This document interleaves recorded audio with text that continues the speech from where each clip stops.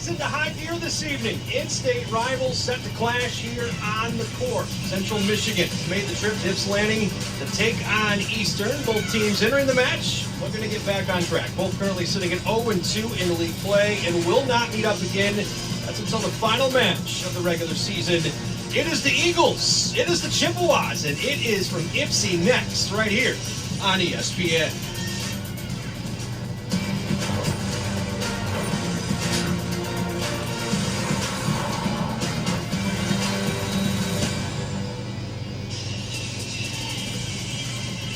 And you're watching the MAC here on ESPN, and we welcome you inside the beautiful George Gervin Game Above Center for this one, as Eastern Michigan gets set to play host to Central. I mentioned first meeting of the year between these two teams in a game that both desperately need to pick up their first conference win of the season. Ryan Woolley being joined alongside by Janet Hitz. Welcome in to some college volleyball. It's been a long time, not only for us to be back in the broadcast booth, but more specifically Eastern Michigan actually have a home game here in Ypsilanti. They have had a very long season on the road so far. 14 road games Eastern Michigan started the year with, so you know that new head coach Kevin Pullman excited to have his team back here in Ypsi right now. Absolutely. I am sure that has given them a much needed bit of adrenaline for this match. And I mentioned both teams really need this one to get off on the right foot here in conference play. Central Michigan certainly going to be leaning on Linnea Willer in this one, as she's been kind of a stirring of the drink catalyst for her team. Absolutely. She is filling some big shoes with the injury to Casson. She's getting some significant minutes on the court, and she played very well over the Ball State weekend, so we're going to keep our eyes on her tonight. Yeah, Casson out with an injury, and of course Raymond's not played yet all season due to injury as well. Meantime, Eastern Michigan impact player to watch for us. Got to go with Callie Minshew, right? Absolutely. She is definitely EMU's go-to all-around player. When she is on, the rest of the team plays significantly better, so they're going to need her leadership on the floor tonight. Joined the team as a grad transfer last year, had a nice season. This season already, 6th in the MAC in kills. She has 194 so far this year. She's also 3rd in the MAC in points. Against the Rockets in their last outing, she finished with 8 kills, leads the team with 17 aces. You had a nice conversation with Kevin Coleman heading into this game, and he talked about coming in and having, look, it's going to be nice to have a home crowd, sleep in their own beds too, right? Oh, there is nothing better than playing at home where everything is comfortable and you're familiar with the routine, and things don't go off plan like they do when you can be on the road. All right, Janet, we are just a few moments away from the first serve. Let's bring the starting lineup. We will start with Central Michigan. They come out with Devin Bright. You got Gertiza, Gebhardt, Ammeraal, Maidendorf, and Connor. And Bright is going to start serving for Central Michigan. She's dangerous. She has 27 aces so far on the season. That is the second best in the MAC. Meantime, Eastern Michigan is going to come out with McLaughlin. They also have Minshew, Howard, Sifke, and Bonnie. And they're going to be using in the libero spot Hannah Howard for this one, the 5'5 freshman out of Toledo, Ohio. Again, both teams 0-2 conference play, and this is what it's all about. Here we go. Serve underway here by Bright, picked up into the back row. Eagles going to put it up. That's McLaughlin. And the attack still saved by the Eagles, and then falls out. And the point will be awarded to Eastern Michigan. Nope, nothing to reverse it. That's a good start for Eastern. I know, talking to Coach, he said he really wanted to get the middles more involved, and that was a perfect start to their game. Yeah, he said they definitely have to find a way to get into rhythm. That was something they have struggled with throughout the non-conference season. Again, we talked about it, 14 non-conference games on the road. Darcy Dorton kind of did that. That was kind of her MO here. We saw that last year as that last one goes out as well. 2-0 chips, and Pullman was very honest with us on the call this week and said, look, that is not going to be the case moving forward. Yeah, he did not find that beneficial for his team. One picked up into the back row, now saved here by Central. They're on the sideline up here near the pole, and nearly blocked and put on the other side by Bonnie. So the Eagles will grab their first point. Makes it 2-1 here, set number 1. Bonnie has played in 12 sets so far this year. Out of Pioneer, Ohio, came to EMU after a single year at Ashland. She's actually one of 3 players to make the trip over here from Ashland, which was, of course, Bowman's former school. Yeah, I think he brought along a couple of players that he feels do a really good job being good teammates and making the team better here at Eastern. Howard will step out here to serve here for the Eagles. Picked up the sideline. That was an ill-advised play by the Central Michigan Chippewas, and that will tie it up at 2. That was a great serve, that cross court, and really right on that line.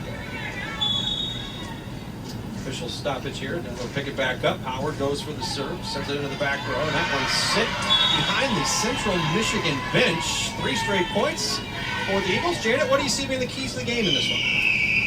Well, certainly for Central, they really need to get things started on the right foot, looking for consistency in hitting and scoring and getting that first pass on target, which they are clearly struggling with right at the moment. They've had the last 3 service aces go against them. And then for Eastern, finding a way to score, whether that's off aggressive serving or attacking, but keeping the ball in play is going to be really important tonight. Eastern just 6th best in the conference as far as aces are concerned. They average right around 1.4 a set. But you mentioned 3 already. They've been attacking Bright back there in the back row. That last one, she got it back up, and then chasing it down was Tiza, but she ended up near the Eastern block logo on what would be the baseline of the basketball court. So 4-3 here early on. Eastern Michigan leading. They fell down 2-0. Rattled off those 4 in a row, but now served back to Central Michigan. Picked up here in the back row. Now left side. That one's hammered. Grab by Tiza. Save. Nice job by Eastern Michigan's Mackenzie Gross. And then met at the net and hammered back home. And Central will grab the point. Make it now 4-4. Yeah, setting that big block on the outside is going to be key because Eastern tends to favor their outside hitters opposed to the middle. So they kind of know to camp out over there and are able to capitalize. See it right there on the far side of your screen. There's Howard. She picks it up. They now set it. Free attack here coming for the Chippewas. That's going to be awarded here to Central. They couldn't get the block. Both going up for it was Gross and McLaughlin. Right now, Eastern Michigan hitting at a negative 429 in this game. The Chippewas right now right at 0. They hold the 5-4 advantage. Howard picks it up, back row. McLaughlin feeds it over right side. That was Gross. Chippewas trying to answer on the other side. That one maybe off the hands of an Eagle player. They're going to say no, so the point will go to Eastern Michigan. And again, even this thing up at 5. Consistency is going to be the key. I think whichever team can be more consistent with their hitting tonight is going to do well. Checking in now, Janet, is Olivia Zeiler, 5'11" senior setter out of Illinois. 2nd on the team last year. An assist at 410. Dig there by Howard. Picked up here by Zeiler. Now they go left side. Blocked at the net by Central. They'll control it for the attack. But right in the middle. And just got it right past Zeiler. That's first.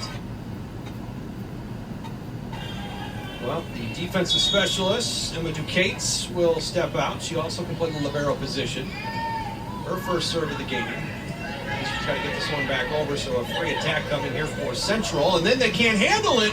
It's going to fall in front of Central Michigan's bench. So the Eagles dodge a bullet there. They sure do. That was a free ball in the deep corner, which they did not handle well. If they could have, managed to have a nice pass, that would have been a nice, free, easy play for them. Eastern still hitting now at a negative 200 clip. Callie Minshew will step out. We talked about her in the open, and she's just been so good for this Eagles team. And really, she's been the guiding light that Eastern Michigan needs. But the point will go to Central right here.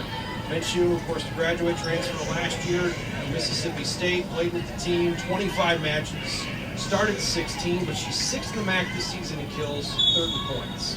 She certainly is their go-to. Like I said in the pregame, they really rally around her. So if she can get on track, that will really help the team. I also like what Kevin Foreman told you on the conference call, where he said, look, not only to sleep in your own beds, but to come back and play on your home court that you practice. I mean, that one was blocked right back into Eastern Michigan's face. But he's thought maybe it would help the younger players on the roster. The older players like Callie and some of the veterans, they've been around the block. They know what it's like to be on the road and play. Some of the younger players don't know that. Yeah, they don't realize quite how hard it is to be on the road and be away from your, house and your bed and still be able to perform optimally. Nice attack there by Sivke. Got picked up underneath by Urtiza, and Eastern Michigan will be awarded the point. They'll pull back within 1, 8-7. Yeah, they set a nice block on the outside right there. right by the Chippewas, and right here you see it. Tiza went back up for it. Central Michigan couldn't finish on the other side. It's dug out and thrown back over. Now picked up in the middle and will go out of bounds off the hands of Eastern Michigan's Kendall Bonnie. Bonnie played 12 matches out there at Ashland and just 17 sets. And I mentioned just one of 3 players that is coming over with head coach Kevin Foman. Right now it's 9-7. Chips on top. That one goes into the back row, and Eastern Michigan pulls back within 1. Great hit there from the left side. You know, another player that we've been talking about for the last couple of years, of course, Samantha Basham, the outside hitter out of Ohio, 38 sets played this year, and she's another one of those veterans that can really help guide this younger team and to know a little bit what they need to do. She certainly can. And also, Ava Sitkin is in the game, and she's doing a really good job as a true freshman. Kind of getting her feet wet. Central sends that one long. It goes out of bounds, so McLaughlin will keep the serve. She's out of Zanesville, Ohio. 6 in the MAC in assists so far this year. She had an ace and 22 assists in her last game with Toledo. It's blocked at the net by Mackenzie Gross. Central though going back for the attack. Feeds into the back row, picked up, saved. Now back over. Another attack coming here for the Chippewas. Oh, right off the hands of Bonnie. Now over the net, saved again. Good rally between both. Tiza gets it up. At the net again. Saved by the Eagles. That's McLaughlin. Both teams are doing an outstanding job of just getting their hands on the ball. And it goes back up. Another block, another dig. Still going, back and forth we go. Who's going to come away with it? Dug out of the back row again. That's by Minshew. Blocking the net and then falls through. What a rally by both teams. It was Ammeraal that had the last touch by the Chippewas. And what a way to take the lead for Eastern Michigan 10-9. That was an outstanding rally. I think Callie Minshew had 3 digs just in that rally alone. Very impressive. And the team giving up. And that was the one thing Foman told us about. He was like, look, this team just needs to learn to close out sets. They've been in a lot of close ones throughout the course of the season, but they've got to find a way to close them out. That's a good way to at least close out a point. Right, and the more times you do that just one at a time, then it starts to become second nature. Thrown over the net. It's going to bounce. And it's going to be awarded to Central. They will tie it up. But I keep talking about Eastern Michigan's new head coach in Kevin Foman. And it's because he was named the new head coach here in Ypsilanti back on March 2nd. He replaces Darcy Dorton on the sidelines. Comes to Eastern after 8 years experience where he amassed a 153-89 overall record. He was the 2022 Great Midwest Athletic Conference Coach of the Year 2 different times. And guided Ashland to the NCAA Teaching Championship on 2 different occasions. That was in 2018 and last year. And I think Eastern's probably pretty happy to have him here. He has some pretty good success, and I would imagine that they're happy to have him come coach their Eastern Eagles. And he was honest. He's like, look, I mean, we're young. I mean, we're an underclassmen team, but this is the early part of the conference season, right? So non-conference doesn't mean anything. What does mean something is that they're 0-2 in conference play. So you get a win here, get back to 1-2, and then you got a tough weekend ahead of you coming up this coming weekend before you hit the road again for a pair of matches. Right, having 3 games here at home, hopefully they can pull out 2 or 3 of these, and that will really set them on the right track for getting on the road. There's one thing he did talk about was just kind of the tight turnarounds. He said being at home kind of negates that short week issue. It's no doubt an issue, but it certainly helps to bridge the gap when you're familiar with your surroundings all the time.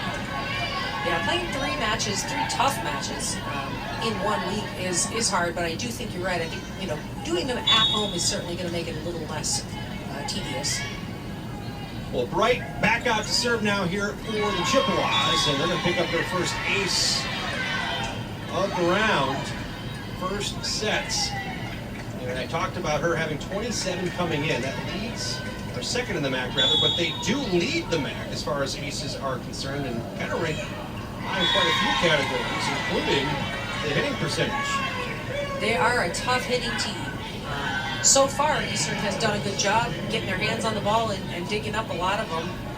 So we'll see if they can continue to do that throughout this match. Eastern Michigan so far, 7 digs in this game compared to Central Michigan's 9. Set up here on the far side. That one's dug out by McLaughlin, gets it over, and nearly saved by Hannah Howard. What hustle! Not for lack of effort. They certainly are giving it their all tonight. Howard nearly slid right into the Eastern Michigan bench. Incoming freshman is Howard. She had 2 assists, 18 digs in their setback to Toledo. They played a tough round against the Rockets. In the first matchup, fell in 5. They were swept in the second one. Blocked at the net here by the Eagle. Mackenzie Grossling gets it. Now set back up, hammered into the back row, and it's going to go out of bounds. And that will take us to our first timeout. It is Central Michigan on top of the Eagles here in Ypsilanti, 15-12. Here in Ypsilanti, Eastern Michigan and Central. Chippewas on top right now by 3, 15-12. We've been talking about Hannah Howard and the performance that she put on right before the commercial break, diving towards the bench, trying to save it. An incoming freshman, and so far in this game, already with 3 assists, 3 aces, a service error, but also 2 digs. It's really been a good catalyst for Eastern Michigan. She certainly has some hustle on her. She is running down balls that you might not think she's going to get, and she gets to them. She had 2 assists, 18 digs in the last game against the Rockets. This last week, again, they played back-to-back matches. Eastern falling on both of those to drop to 0-2 in conference play. 16-12 now in favor of the Chippewas. Saved here on the sideline near press row. That one goes a little bit long, but they're going to say it was touched by CMU. Well, one official gave the point to Eastern. They go back and see where they put this up. They gave 17-12 right now in favor of the Chips. While they sort that out, here you see Hannah Howard again. Set a career high 25 digs in the first match against Toledo. That was on Thursday, led the way, and the previous record before that was 23. That was against Gardner-Webb. Looks like we've got a review here. The Central coach has, I think the referee called the ball in, and the Central Michigan coach disagrees. Which is weird because they gave the point to Central, but if the challenge is going the way, because they pointed to Eastern saying the point was theirs. Right. And then they gave the point on the scoreboard to Central Michigan, so they will clear this up. As it stands right now, it is a 5-point advantage for the Chips, 17-12. They're now hitting in the positive, our Central. They're hitting at 87%. They also have that 1 ace, which was picked up by Bright a couple of serves ago. She now has 2 digs and the ace for 1 point in the game. Central with 10 overall. Eastern Michigan with 9 total points, but they're hitting at a negative 42% clip. Which is still an improvement from where they started, so I think both teams are kind of settling in a little bit and starting to find a court. Let's go back and take a look at the replay here, see if we can see it. Again, this was them saving it near press row. So the Eagles get it over right here, and watch the back row, which you won't see on this replay. We'll have to get a different angle. But again, the one judge at the net pointed to Eastern Michigan, and they put the point on the board to Central. And they called the ball out, so it is Central's point. To stay. 5-point advantage. So far, the Chippewas with 4 errors in this game, 23 total attacks. Eastern Michigan 6 errors, matching with 24 attacks. And one of the things we talked about earlier was about Callie and how her game is going and how that affects the rest of her team. And so far, she's had a couple of hitting errors, so we really kind of need to get, and there she goes, get it on track. 8 attacks, 4 errors, hitting at negative 500. The Eagles get it right back, 17-13. And she with 8 kills in that matchup with the Rockets. Back and take a look at this one. That's perfect placement. Yeah, that's a great shot, right where the blockers are supposed to be taking that out. Zeiler gets this one over. Goes right back at her, do the Chippewas. That was a great kill by Iverson-Ammeraal. Ammeraal now with her first, make that second kill of the game. She also has 3 assists and 6 digs so far in this contest. Number 13 right there. Claire is certainly a key player for Central, with her being young but a tall center. That really makes a difference at the net. Well, she's had 3 triple-doubles in her freshman year last year. That was against Ball State, NIU, and Western. Those 3 actually ranked her 8th in D1 overall. Played 116 sets in all 32 matches. In Had 932 assists. That was 8th best in Central Michigan history, 7th best in the MAC. Yeah, she was a MAC first team selection last year as a freshman, so she's really pretty good. It was a good dig by Minshew, but just a little too far in front of Howard. Couldn't get to it. Ammeraal having a good time out there. 19-14 here in set number 1. We talked about Eastern Michigan having their first home game, but also conference game here. The Chippewas' first home conference game will be on September 30th. That's back-to-back games against Toledo, which was Eastern Michigan's last opponent. Picked up here left side. Eagles on the attack. That was Sifke. Central's got to get it over, and they do. So a free attack coming here for EMU. Right in the middle, and it's blocked right back in their face. That was Maidendorf. So she's hitting against a single blocker, which realistically you should be able to hit past on the sides of her hands. So she's going to have to do something with her approach to see if she can't get around that blocker a little bit better.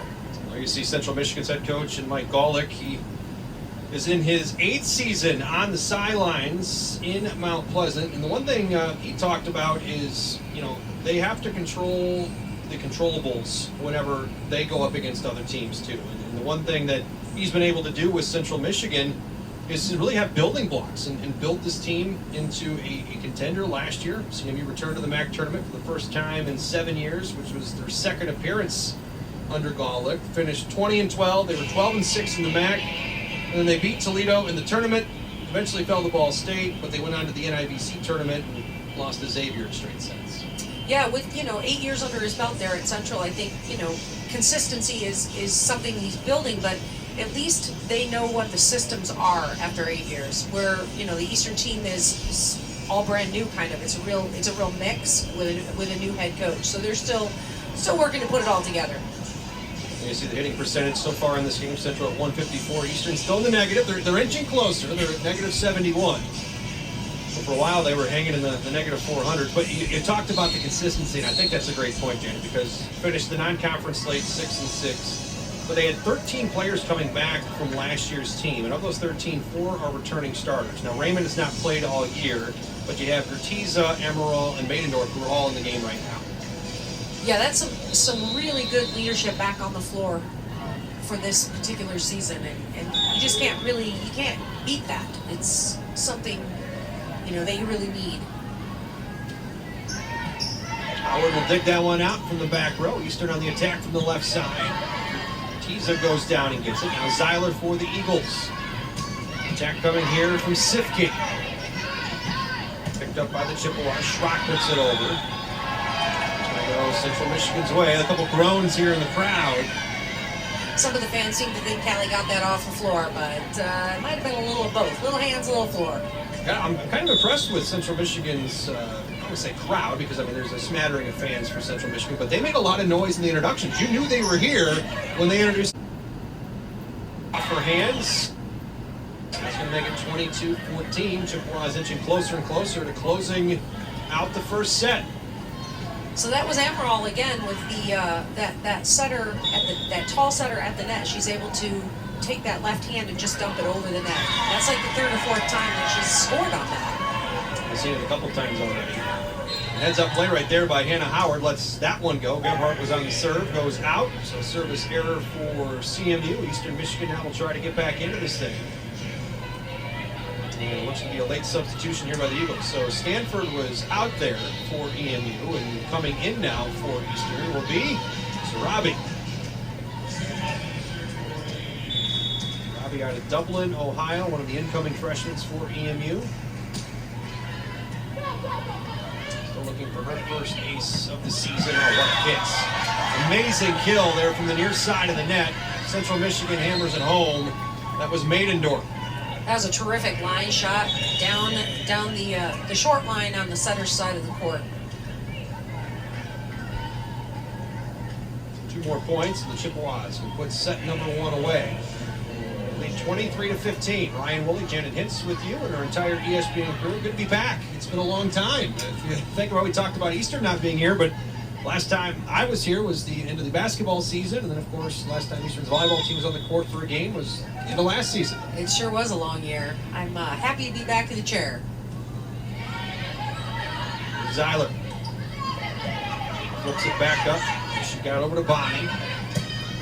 Nice dig out of the back row by Minshew, but now a free attack coming here by the Chippewas. Blocked at the net, got a piece of it to Basham.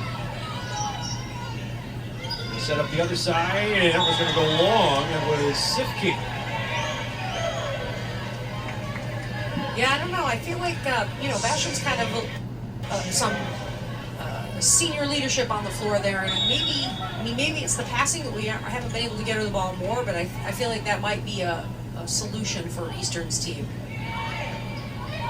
Long serve goes to Minshew, gets it up into the middle.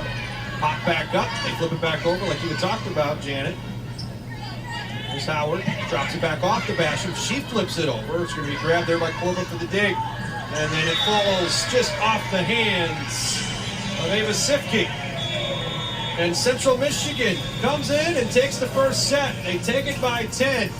25-15, Chippewas. They lead Eastern Michigan 1-0. Set in the books here in Ypsilanti, the George Gervin Game Above Center, and it is Central Michigan on top. By 1, they take it 25-15. Second set just about to get underway. Ryan Woolley alongside Janet Hitz. And Janet, a lot of things you can pull out of that first set. The first thing that I kind of look at before we get to that is the fact that Central Michigan is continuing to do what they've kind of done in the non-conference. You know, they've won one or more matches per tournament after opening the week when undefeated in the Chippewa Invitational up there in Mount Pleasant. I mentioned non-conference though, 6-6. They had a tough task in their opening conference game, right? So they went up against Ball State. That's one that everyone's going to struggle with this year. They were swept in both of those. But then you come in here, Eastern kind of battled back there in the first set. They didn't waver. Central was able to close it out just like we've seen them in different tournaments.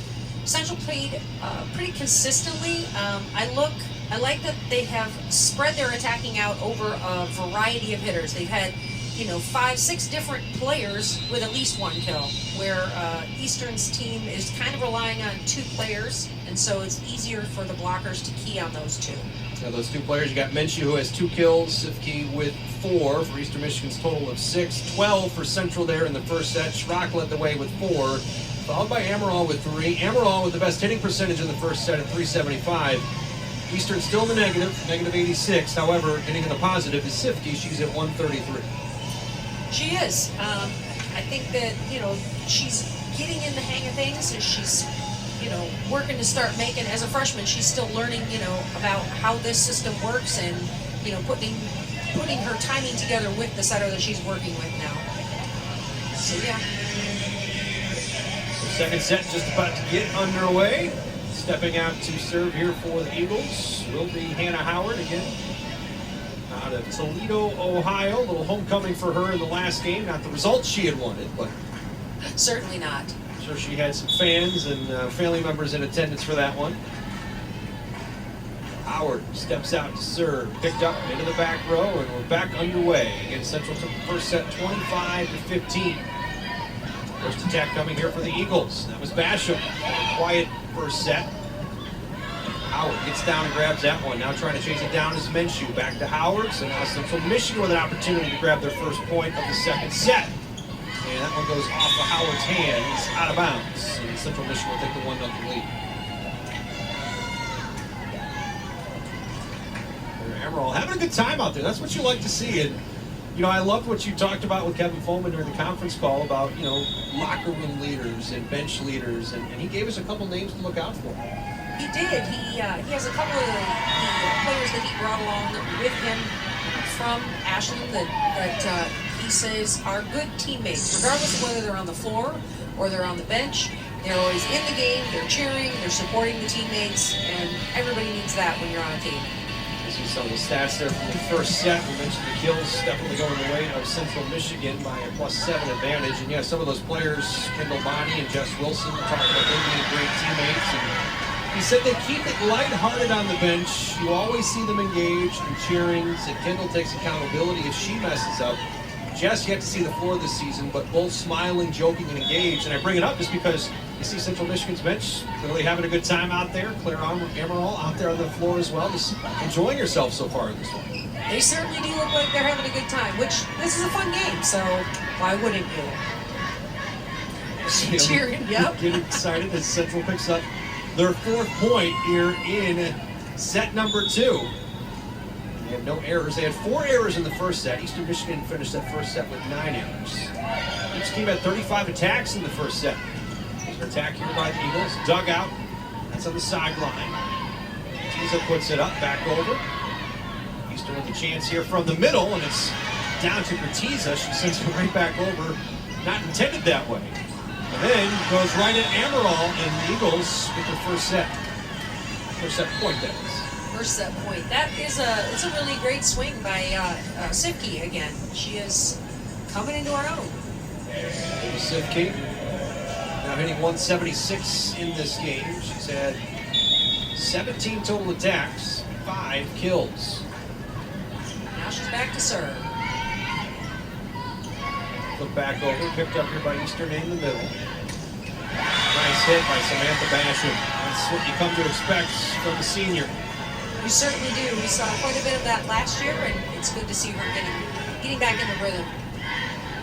Last year, 107 kills, shy of 1,000 coming into this one, but you know she was one of 2 members last year to play all 30 matches last year. Started 13 of them, 114 sets last year. Led the team in kills a set, aces, points. I mean, you name it, she was pretty much at the top of every category. Certainly a lot of experience then for her team. Central with a 3-point lead, leading up 5-2. Kate sends that one over. Basham just flips it over at the net. Picked up back row. That's Minshew. Now the attack coming from Eastern, and they're able to hammer it home. It went into the back row, and it went off the hands of the Chippewas. That was Devin Bright. Eagles pull back within 2. I think she did well even to just get a hand on that ball. That was a pretty quick attack.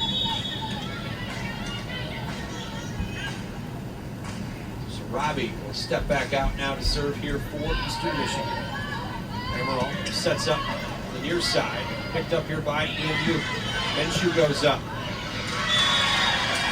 Point to be awarded to Eastern, so fight their way back. Makes it 5-4. Eastern certainly needs more of that over from Cali.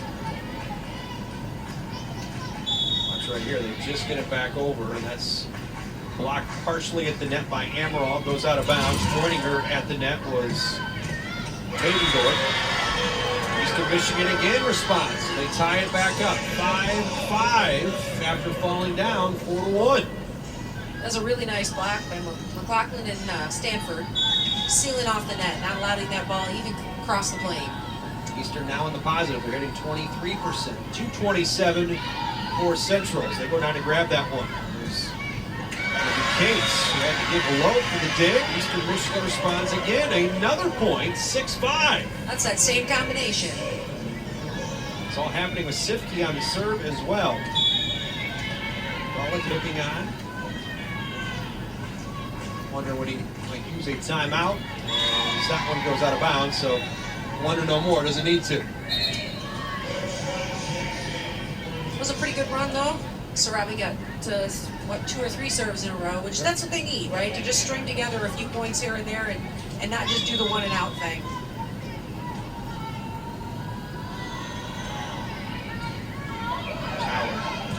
Oh, got it back up again to Central. Tried to power that one home, and then it's blocked back into the Chippewa side of things. Going up for it was Maidendorf, but Eastern Michigan matching her right there on the near side of the net.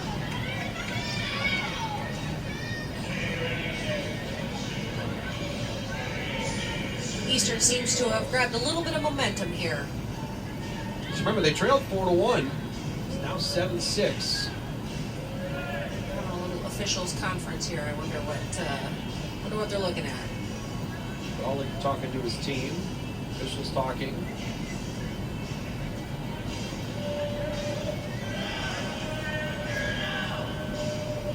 Whatever it is, they got the answer. We've settled it. walking over to talk to Golick about something.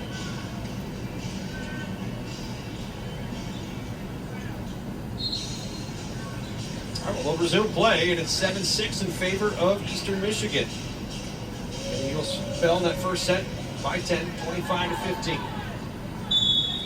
Set to serve here for the Eagles is Abigail Stanford. Ammeraal just floats it over. There it is again. You called it, Janet. That's now the 4th or 5th time we have seen it in this game. I mean, she's very good at it. First of all, she's very tall. You know, at 6'1", she's pretty tall for a setter. And then she's left-handed, so it makes it very easy to just take that ball across her body and put it down wherever she decides to put it down. So, tough to defend. 4th kill of the night for her as Eastern goes right back up for the attack. And slow to get up on the other side was Ammeraal. But she's back up. Team swatting at her back. Go back and take a look at this replay here. That was Minshew. And you see Ammeraal just kind of come down. She grabs at her right ankle.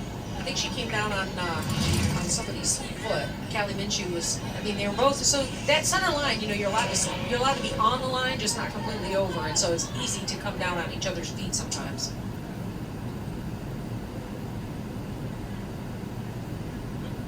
Coughlin steps out to serve. It got really quiet here in the arena. Dude, that was strange. Foreman was talking to one of the officials. Everybody was trying to hear what he was saying. That's right. That one's left short. I thought that went underneath the net, but they're going to keep going here, and it will finally go out of bounds. Last touch by Emma Ducates. Eastern Michigan grabs another point, back-to-back, and they now have a 2-point advantage, 9-7. Does feel like they're picking it up a little bit, like their energy is kind of coming alive. Eagles with 6 kills here in the second set. 4 for the Chips. Far side, nice dig by Eastern, but nothing they could do about it. Hammering that one home is that young lady right there. That is Kayla Brandon.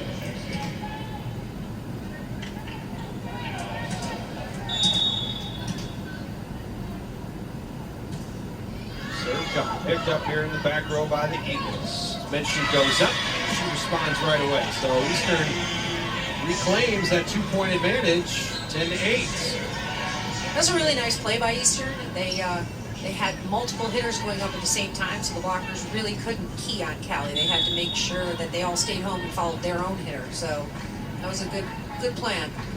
Coming in, she had 194 kills on the season, 142 digs. Blocked at the net by Eastern Michigan as Sifke went up top. Here's Howard. Over to Basham. Blocked partially at the net, but saved here by the Chippewas. Going back up for another attack is Schrock.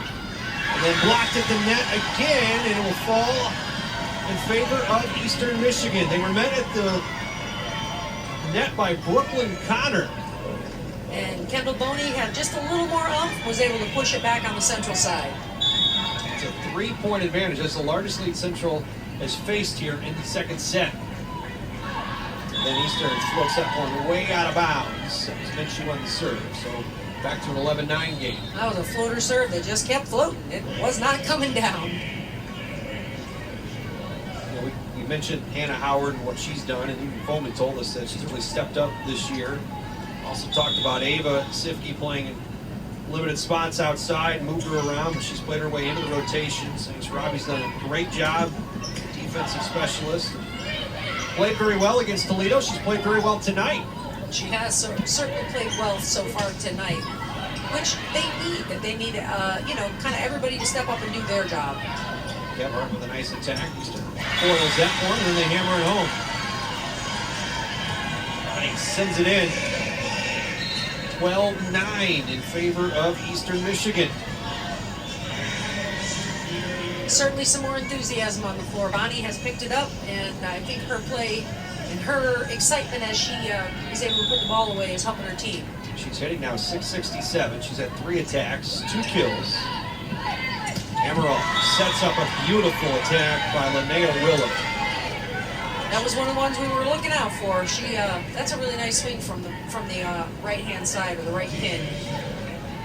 We talked about her in the open, saying that you have to keep an eye on her throughout the course of this game. She had 12 kills, 2 blocks in their last game against Ball State. Now she pulls Central within 2, 12-10. Just floater there by Eastern. Grab another point, they get a 3-point lead again. Ava Sifke was able to take a little off that one, just put a nice little roll shot down in the middle of the floor. You can't really read that. It's really hard to figure out where the ball's going to go when she does that. Sifke will step out now to serve. She's had a pretty nice day at the serving line. That one goes about 2 rows into the stands. Point back to Central Michigan, 13-11, and now taking a seat will be Willard. Coming in and serving will be Emma Duquette, 5'7" junior from Sylvania, Ohio. Played just 3 sets and 3 matches last year, but so far this season, 52 sets. She has a nice little serve there. I can see why coach is putting her in back there. Oh, Howard lays out for it. Now over to Basham, and she'll send it just long, and Central grabs the point and pulls back within 1. But I'm with you. You could see what Mike Golick sees in this young lady right here, Emma Duquette. Absolutely. She's really hustling. Back-to-back points for Central.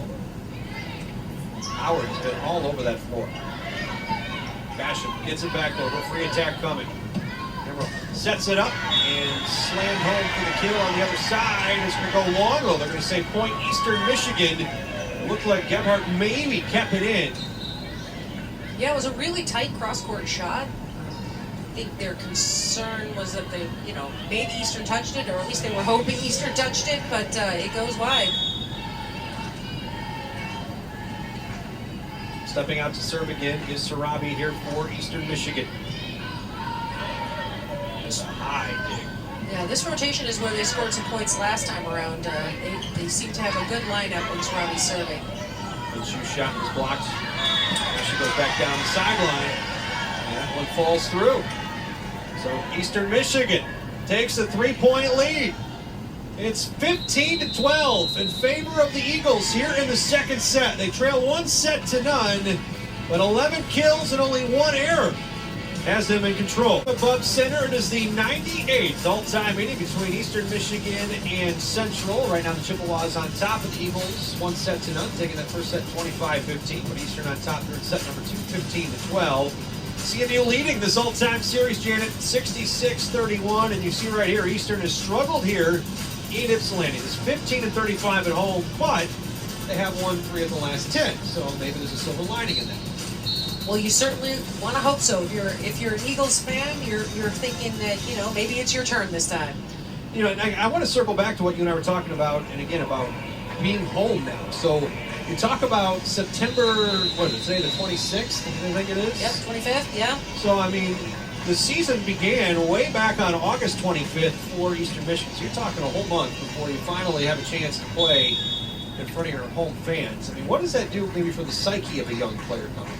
Well, mentally, I think it's a little bit tougher because you just, you don't have that support system here. And so when you're at home and you have people that are coming to the game, and it kind of gives you a little bit of incentive to play that much harder. Bowman told us that next year again he plans to change To host a tournament, so that will be a much different start to their season for them. Gebhardt on the serve here for the Chippewas. Eagles though couldn't get it back over, so back-to-back points out of the timeout. And Central Michigan now pulls within 1. It's 15-14. This Maddie Gebhardt, she's got a pretty flat, really difficult serve to return. So I guess there's the disadvantage, right? If it doesn't clear the net, it's not going to help you. And she had 19 aces coming into this game. 51 sets played for her so far this season. 12 sets over 9 matches last year. 5 digs against Eastern Michigan here at Ypsilanti last November.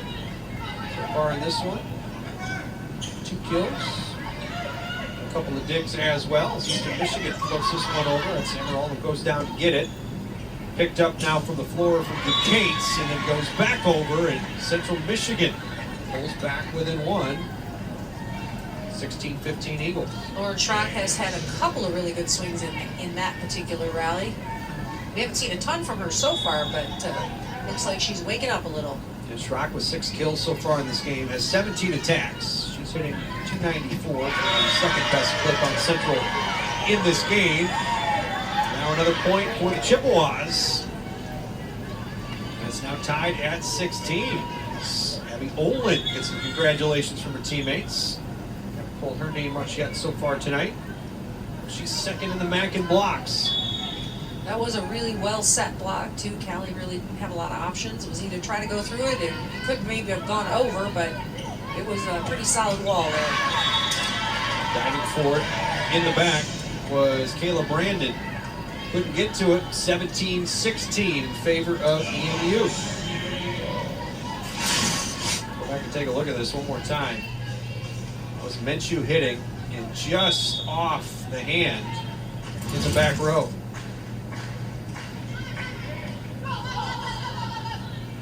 Sets up, far side pin. Picked up into the back. Menchu again. Flip back over. There's Howard. And a good rally between these two. A nice hit by Schrock. We talked about kind of having a quiet game, at least a little bit, for the last couple of opportunities. And that one goes out. So Eastern grabs another point, 18-16. That one hit the antenna on the way over, so unfortunately couldn't keep it in the court. Schrock though leading the way with 6 points for the Chippewas in this game. Now at the net, picked back up. That's Ammeraal. Flips it back over to the left side. That again goes to Schrock. This time, Central Michigan will grab the point, pull back with a 1, 18-17. She did a really nice job there of, she had a big double block in front of her, but she did a good job of tooling it off their hands and out of bounds. Schrock now hitting 250. In front of her is Ammeraal with 364. Willard has checked back into the game. She's hitting at 400, though. Only has 10 attacks so far in this game. Going down to get that one was Tiza. Callie Minshue's having some really good success there when she hits that little quick set in the middle as opposed to her big outside attack. I think they've keyed on that outside block, but they can't seem to get their hands on those quick middles. You just saw the stat on the screen, too, about the hitting percentage. What a drastic difference from set 1 to set 2. Eastern hitting 333 here in the second set. That one put into the net, so point going to Central. They'll pull back within 1, 19-18. Eastern hit negative 86 in set number 1. They're at 333 here in set 2. Central went 229 down to 118. The score certainly reflects that. Yep. It is one of the things Coach talked about, you know, being consistent and being able to hit the ball in the court with consistency and not make those unforced errors. Laughlin picks it up. Central now back on the attack. This is from the near side pin. That was Willard. And that ties the game at 19.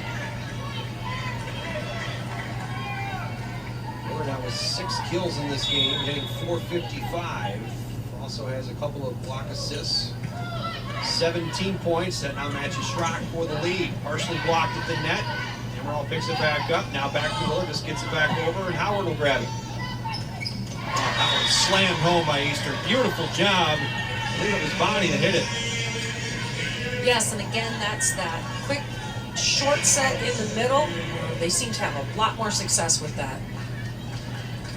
Here we go. 2019, you can see that Tiza breathed a little bit heavy. But her and Howard have been all over this floor in this game, and right now Tiza goes down to grab the dig. I think both teams have done, both teams have done some great work on defense. Point will be awarded here to Central. They called it a double. Well, just must not have come out of her hands clean. So that evens the game again at 20. Tiza will step back to serve. 11 aces on the season for her. She broke the single season record for digs last year, 637. Wow. It's 5.4 a set. That's a lot. So far in this game, she has 10. That leads the way for Central Michigan, and back-to-back points gives the Chippewas a 21-20 lead. Again, Eastern led by as many as 3 so far in the second set multiple times. Now we'll have a timeout across the way. There you see it again. Tiza total digs so far in this game. That is 10, leading the way not only for Central, but for Eastern Michigan as well. Next closest is Callie Minshew. She has 9. Minshew with 25 attacks at a 120 clip, leading the way for Eastern Michigan. If you don't include Bonnie, who's had 4 attacks, and she's made 3 kills out of those. But we mentioned Callie Minshew, and of course, why wouldn't you? We talk Eastern Michigan volleyball, right? I mean, that's just one of those consistent players that kind of does everything for them. We talked about her in the Open. She recorded her 7th double-double of the season and 13th of her career in the loss to Toledo just last week. Finished with 23 kills, 17 digs. She's led Eastern Michigan to 13 consecutive competitions, recording double-digit efforts in all of them, and she's the only one other than Akron's Faith Johnson to have 13 double-digit kill matches so far this season. It is pretty amazing, and she is there all around. Like, she literally can do it all. She's a great hitter, and she's hitting both from the outside and the middle, as well as digs, and she's a pretty good server, too. She's had a couple of off serves tonight, but overall, she's just an outstanding all-around player. She's had 2 service errors in this game. Eastern Michigan with 3 aces. And they got those early. That was from Hannah Howard. I think nobody was really expecting that. Right. I'm just not sure they were all ready to go quite yet. So she was good. She took advantage of that. And that was smart to do. And it's not that Howard isn't really good at picking up aces. She leads the team with 17 so far this year. But they came early, and Eastern Michigan got them when they needed them. But right now they got some work to do. They're down by 1. They led by as many as 3 here in the second set. They trailed 21-20. And then right on cue, Central Michigan picks up an ace right out of the timeout. I'm sure that is certainly not what Eastern talked about in their huddle. It's not what the plan was. And it is what we talked about, right? Having that first pass be something that the setter can work with better. 4th ace of the game for Central, and that was Ratiza. And the Eagles flip that one over, goes out of bounds. So self-destructing here in the second set. Eastern now 2 points away from falling down 2 sets to none. Yeah, they've hit the last couple of balls out the back, and it's, they're just not, they're not getting on top of the ball the way they should. Howard goes down to grab that one. There's Basham in the middle, partially blocked at the net. That was Maidendorf who got her hands up on it. 20 blocks coming into this game tonight. The Eagles will grab the point. That makes it 23-21.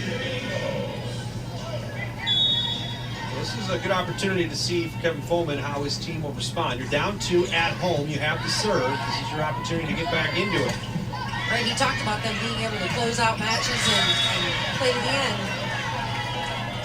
end. Stanford, who went up trying to get the kill. It was blocked back in her face, goes out of bounds. So back-to-back points. 23-22. Sifke out to serve. Right up at the net, partially blocked, and falls in safely on the other side. So now Central 1 point away, going up 2 sets to none in this best of 5.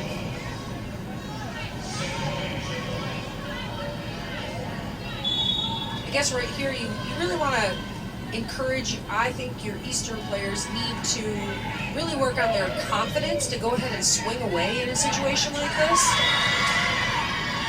They didn't have to there. That was just a little floater over top. I think it caught Central off guard. It did. So that's going to make it 24-23. Chips on top. And again, now this is your opportunity to possibly close it out. We'll have a timeout, and I think rightfully so. This is Foreman's opportunity to do exactly what you were just talking about. Yeah, he's certainly going to be in that huddle, encouraging his team to play aggressively, to play their game, and not think about, whether or not they're going to lose the set, right? You just want to encourage them to kind of play instinctually and do what they've been training to do this whole time. And we talked about Foreman coming from Ashland and the girls that have come over with him, and those 3 are Abigail Stanford, Kendall Bonnie, and Ellie McLaughlin, who, of course, you've heard Stanford, Bonnie, and McLaughlin's name all in the match here tonight. And I liked what he told us. He said, early on, they were kind of quiet. They wanted this team to figure things out. And they didn't want to be rude. They didn't want to overstep their boundaries. They didn't want to say, hey, look, we're coming in, we're overtaking this team. But he then wanted them to kind of set the tone about discipline, work ethic, showing them how they did scouting reports. Because, they were coming from a successful program. Again, Foreman took them to 2 NCAA Division II championships in 2018 and 2022. He's trying to change the culture here at Ibsen. Absolutely he is, and he's doing a good job. And realistically, they do know his system. They do know what he expects, and it would be certainly, good team leadership to be able to share that with the players that are here. Right now it's 24-23 Chippewas. Eastern Michigan trying to tie this back up. They flip it back over, picked up here by the Eagles. That's Minshew who's got to get it over, and she does. Gutierrez Goes down. Picked up Urtiza, and it will hit the net, so that will tie the game at 24. This is what you wanted. Coming out of the timeout, you grab the point to tie it. Ammeraal looking on. Robbie back to serve. Ammeraal sets up here near side pin. That one's blocked back into the face of Central Michigan. Free attack coming here for the Eagles. Right in the middle. It's Minshew into the back row. It's picked up. Now they got to get it back over. Urtiza gets underneath it. They flip it over right into the middle, and two Central Michigan players collide on the floor. A little bit of Central, that little flip from the center that Central does right back at them. That was Willer and Bright both going for it at the same time. Neither player could get there in time, and now Eastern Michigan will have a chance to close out the set after the timeout. 25-24 they lead. Well, this is the kind of momentum they need. This is exactly what Coach was talking about. He needs them to close out this set right here so that can carry them into set number 3.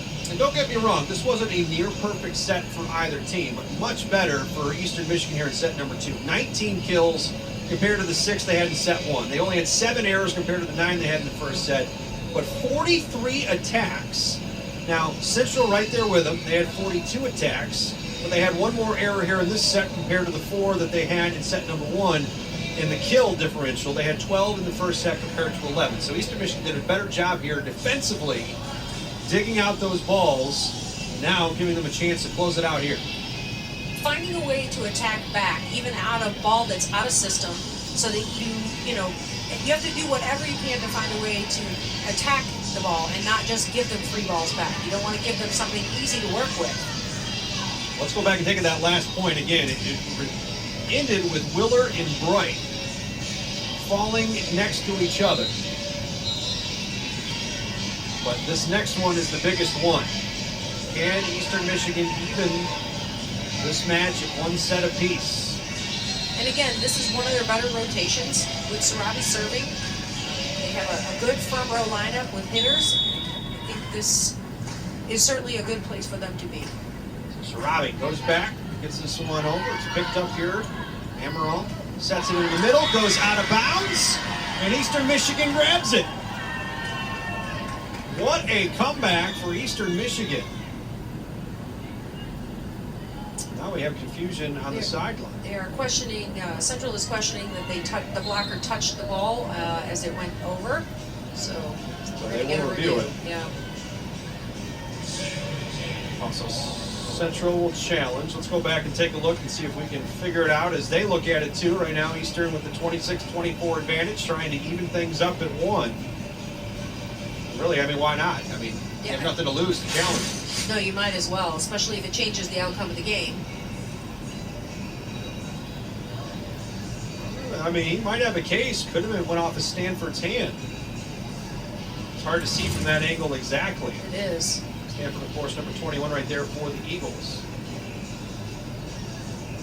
Let's see if we have another angle as a hardworking crew gets that ready for you. I mean, it's exciting to be back, right? It's always fun when seasons get underway. Of course, volleyball season's been underway for a while, non-conference, but conference play just beginning. First broadcast here in Ypsilanti for us. So happy you could join us here at the George Griffin Game Above Center. Ryan Woolley, Janet Hintz, their entire ESPN crew. Happy to be here. Happy to be watching volleyball. I love this game. And this has been a great match so far. Some really good, close rallies. Let's see if we can see. It's still too hard to tell on that one. Yeah. I don't know, it might have been a better angle, but still a little. If they slow it down, you might be able to see it. I mean, I don't know if the officials have that net cam. Perhaps they can see if the fingers move. Sometimes you can tell if they bend back in the slow replay, but it's too fast for us right here. Right. Well, as it stands right now, it is Eastern Michigan's point as they're trying to tie this thing up at 1 set apiece. They fell in that first set 25-15. They've done a much better job of limiting their errors, taking advantage of, free balls and things when they get the opportunity to hit the ball. They've set up different kinds of plays this set than they did the first time. And Central has been played pretty consistently, but maybe back that up. Yeah. See if it just changed trajectory. Right. It didn't look like there was a touch from here, but it's again very hard to tell.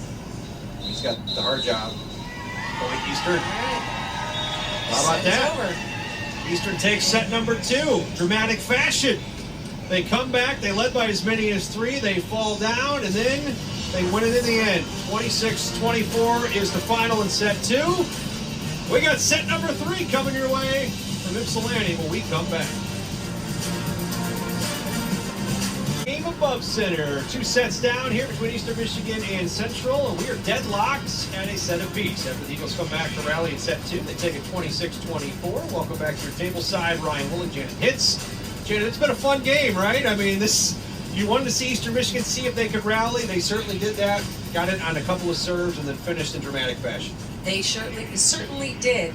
I think the key is that they're hitting the ball more consistently. I mean, we've had some really great rallies on both sides. The defense has been phenomenal in this match. So I think that putting them over the edge is that attacking. Yeah, the attack percentage certainly helping Eastern Michigan here in the second set. They were the negative there in the first, 279 there in the second set. Central 116 here in the second set. But aces also playing a factor in this one for both teams. Eastern got aces early on from Hannah Howard. She actually had 3 of them right off the bat. She did. It was a great way to start the match for Eastern, and then kind of, they went back in a groove for a little while, but I think the serve and serve receive has been a pretty important factor on both sides of the net. Central Michigan on the other side, they have 4 aces. Gebhardt has 1, Urtiza has 2, and Bright has 1. Let's go take a look at some of the first in-match stats through a couple of sets. 25-23 as far as kills are concerned for Eastern Michigan. Blocks in favor of the Chips, but again, the aces in favor of the Chippewas. Again, it's all tied up at 1 here in Ypsilanti. Third set comes your way on the other side of this break. Down Ypsilanti, the water tower standing tall as ever, and it's been a fun one here inside the George Gervin Game Above Center. Third set just underway. Samantha Basham gets that one over. It's picked up in the back row by Minshew, and again, Hannah Howard.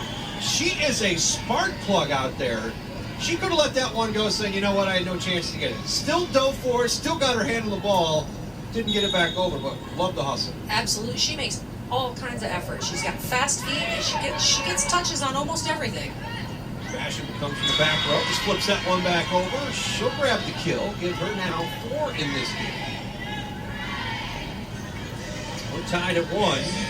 Not only in sets, but points here in the third set. Eastern Michigan trailed 23-21 and then rallied back for a 26-24 victory in that second set. It is exactly what Coach wanted from them. Laughlin puts that one up, redirected at the net, goes out of bounds. 2-1 in favor of the Eagles.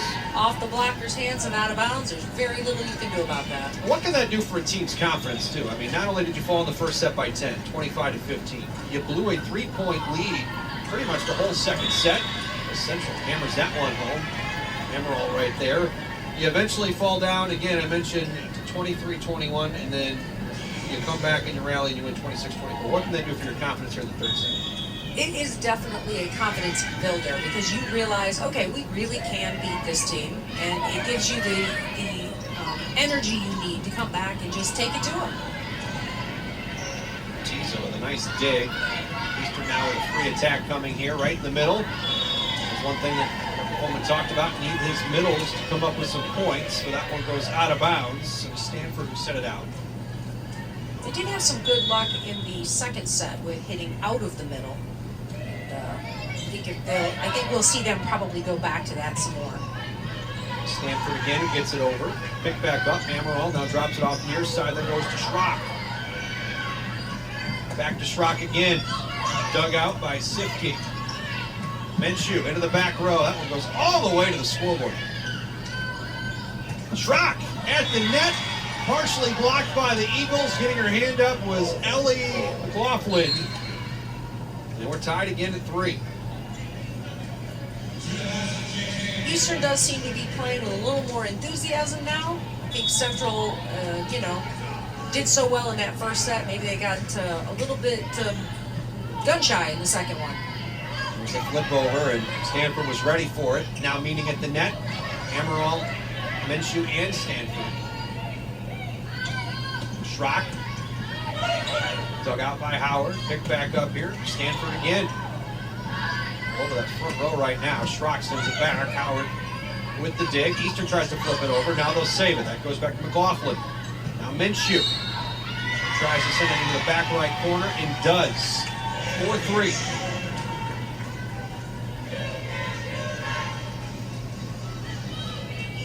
See Callie now with 10 kills in this game, make it 11. That now leads Eastern Michigan, and everybody for that matter. Next closest on Central is Schrock. She has 7. And she again goes up. That's been redirected out. Back-to-back points for Callie. Callie has definitely made, in sets 2 and now in the beginning of 3 here is certainly making strides. You know, she was struggling a bit in that first set with errors, but she's come alive here in the second and third. You see her hitting percentage. It's at that 200 mark.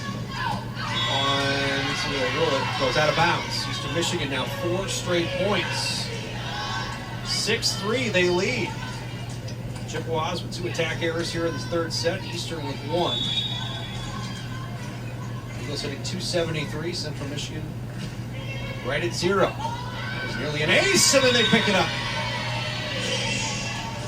Serving tough, that's what we talked about, them being able to get consistent passing off that first ball.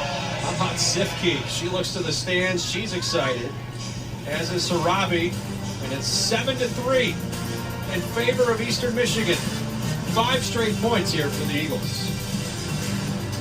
Back here at the George Gervin Game Above Center, following the timeout, Eastern Michigan on top, 7-3. 5 straight points here for the Eagles. They fell down 3-2, but again, 5 in a row has them holding on to this 7-3 advantage. First home game here for the Eagles, not only in conference play, but overall. Then after today, they got Ball State, back-to-back games.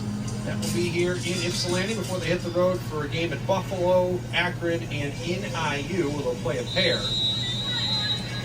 Right now, all smiles for Eastern. They battle back second set. Right now, kind of have control of the third set.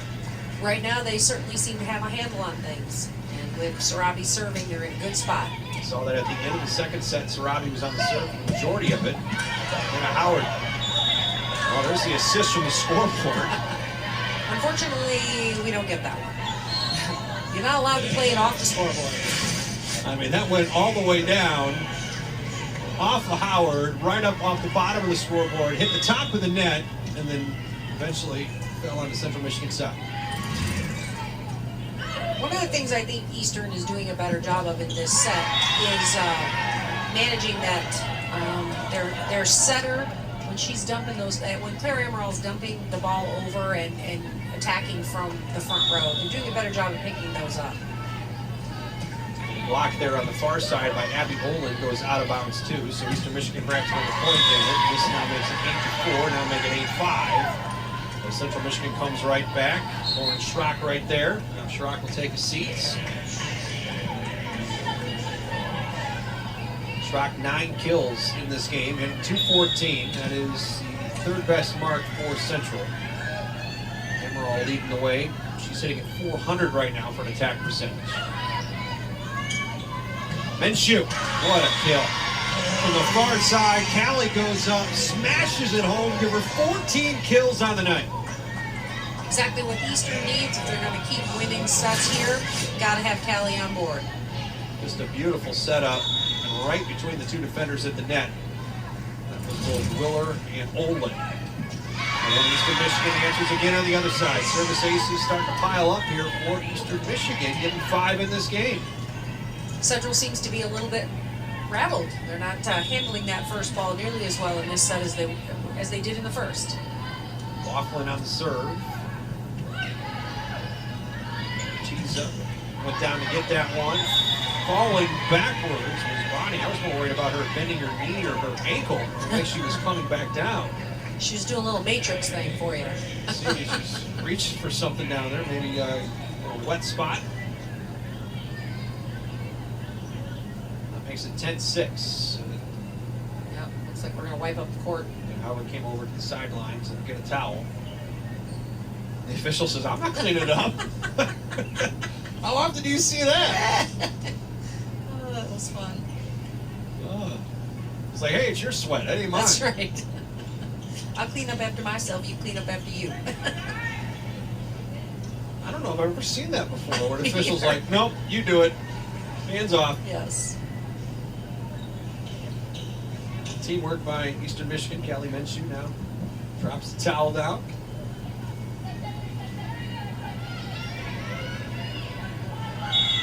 Back to play. Set to serve is Abby Olin, the sophomore out of Coopersville, Michigan. There's Minshew! Oh, man!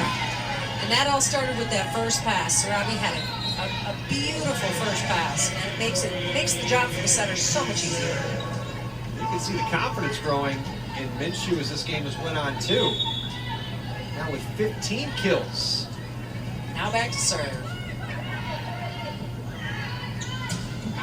That coming here from Central. That one is blocked at the net by Eastern.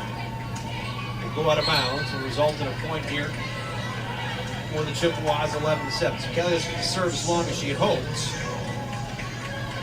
Again, 15 kills, 33 attacks. She's hitting .273 with 2 assists so far in this game for Minshew. This one's from the net for the service error. Eastern seems to be taking advantage of those unforced errors that Central is throwing out right now. All right, well, Hannah Howard will step back out. We're back with the towel. And it's Eastern Michigan doing the work. It's Ava Sifke out there trying to clean it up.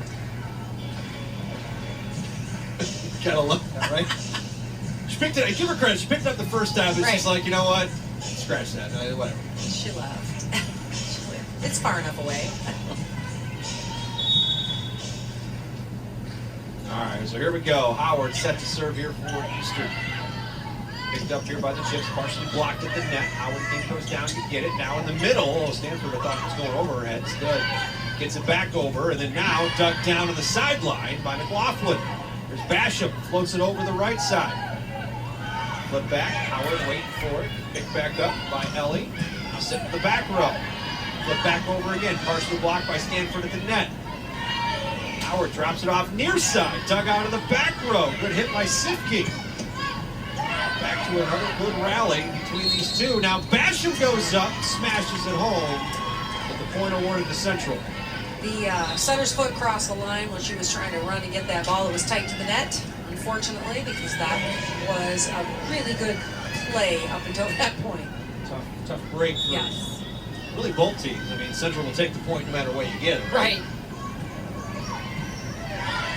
Basham picks it up. They go to your side, and then goes Sifke. Grabs another point, 13-8 in favor of Eastern Michigan. Eastern just seems to be playing with so much more confidence in this set. They're just swinging away and feeling like, and they're digging, you know, a lot of the stuff that Ammeraal throwing over, and I think that they're really figuring it out. Schrock has had a good game too. She goes up right there. Schrock with 9 kills so far, hitting .207 in this game. That's her 10th kill now. 10 points, leads the way for the Chippewas. It's really been her and Callie Minshew battling it out. Yeah, the two big hitters, like Coach was saying, he really needs more people to step up, but at least for now they're carrying the team. Ammeraal flips it over. Howard. Talk about an unsung hero. Right? She is hustling all the time. The towel's back. I think the towel will be our friend the rest of the match. You have to put a number on that towel and how often it's been on the floor. I don't know what's been on the floor more, the towel or Howard.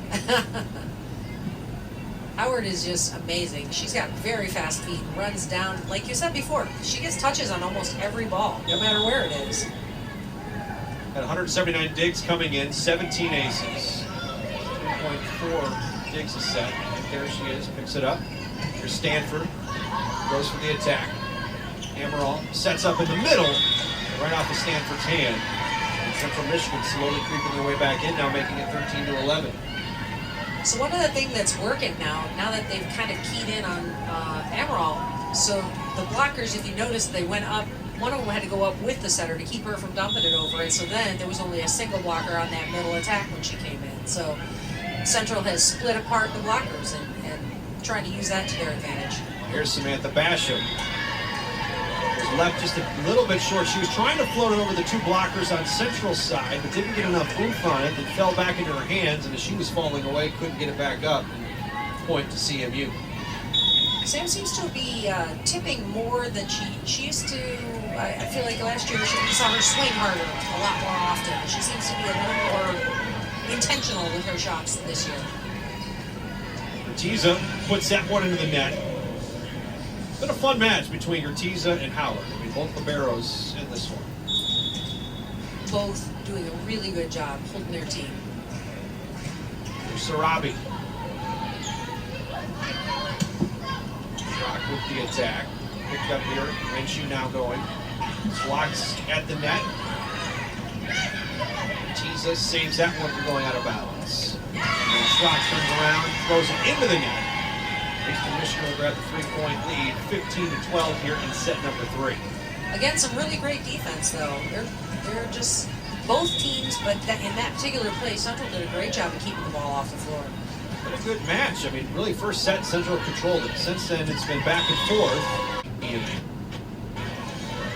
And Ammeraal now is in the back row, so she won't be able to attack the same way for a few rotations.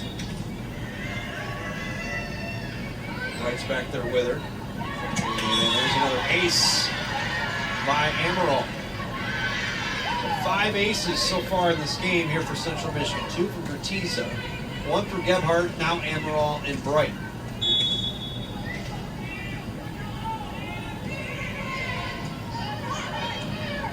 Picked up in front of the net. Stanford sends it to the back row, and she picks up the point. Timing for it was Bright, but couldn't get full extension. Stanford did a really nice job getting to that set. It was a little quick, a little shorter than she was expecting. She had to really hustle to get her feet there. See, laying out for it was Bright, but just got her hand on it. So now Stanford on the serve. Bright goes down. And that one is hammered into the back row. And Central was kind of, Bright was reaching at the floor, maybe saying something sweat. She's asking for a towel. Apparently everybody's working hard enough to sweat. Going to get near the sideline on CMU's side with a big old smile. See, that official touched it. Didn't clean it, but that official touched the top.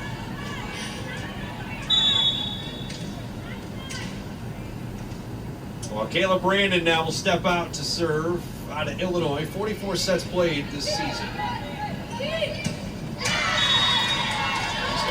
Grabs another point. 17-15. Back and forth we go between these two. That was a nice swing by Bonnie, but again, off of the pass from Sarabi. She seems to be passing really well. Eastern Michigan has got a sideline warning by her team. Came out a little bit too far on the court to celebrate that last point.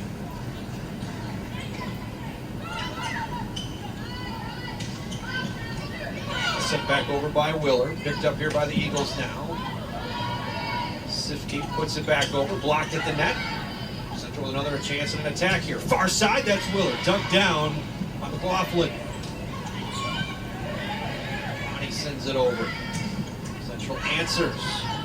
Here's Howard. Kelly Minshew sends it long, but was it redirected? It was. 18-15. EMU on top. Yeah, so they called the touch at the net, but it looks like it's going to be challenged. We're all going to want to look at this one more time. We'll look at it when we have a chance.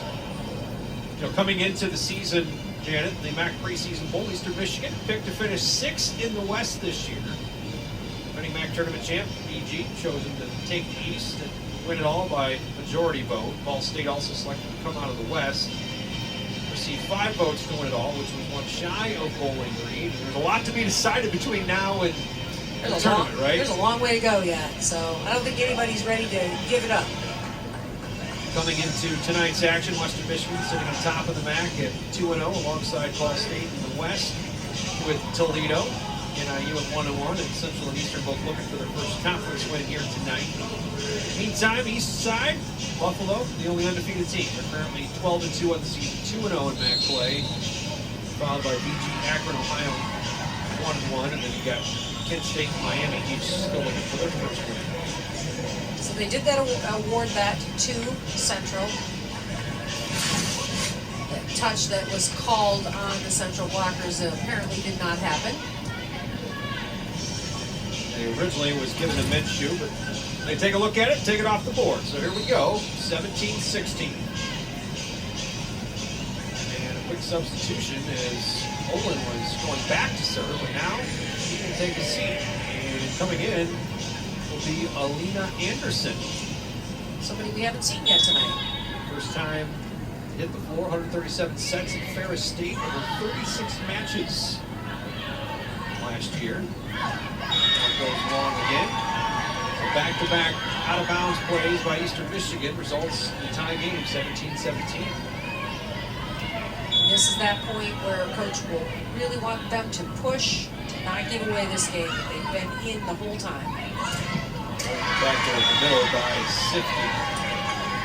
She's had a pretty good game. I mean, she's been playing tough out there. 7 kills, now give her 8. She's had 27 attacks in this game. Yeah, and as a true freshman, I think, you know, that's really important to see her coming along so quickly this season.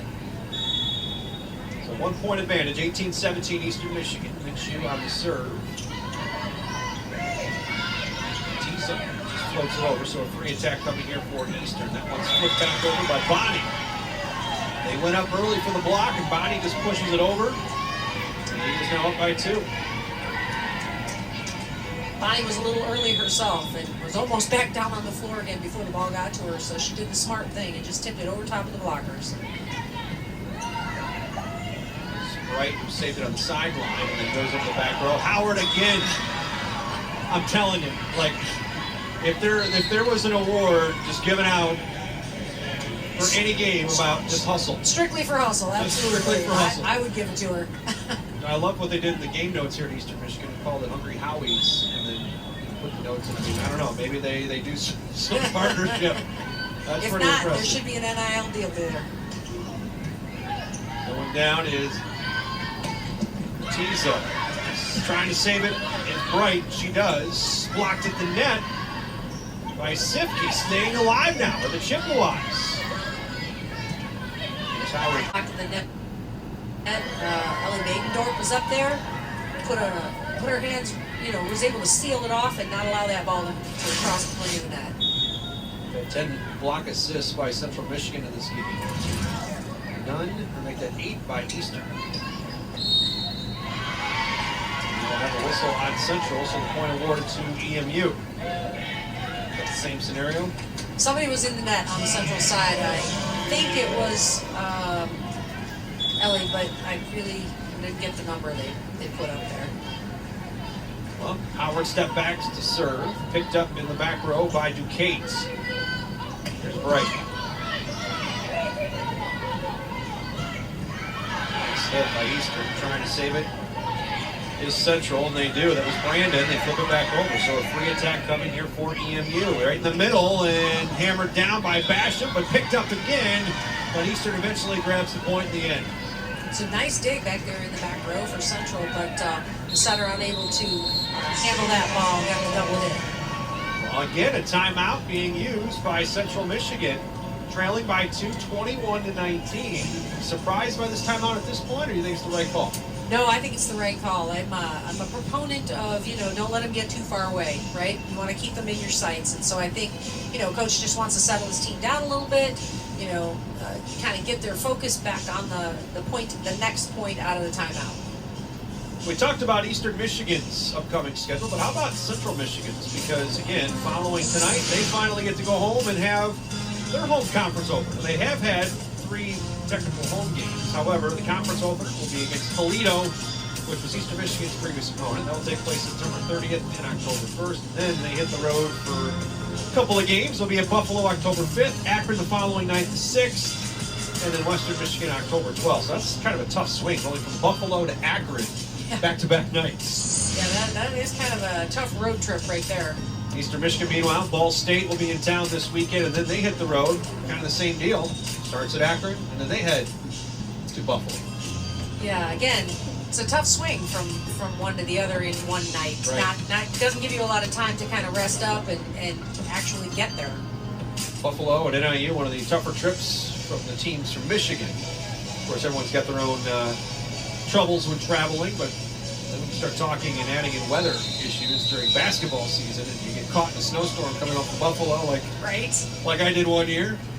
Luckily, it is still September and hopefully not snowing in Buffalo yet. I am not ready for the snow to fly one bit. Me either. I'm excited the volleyball's back. Yes. But and sports in general for the fall. Great kill right there from the near side. It's a great swing. That was bright.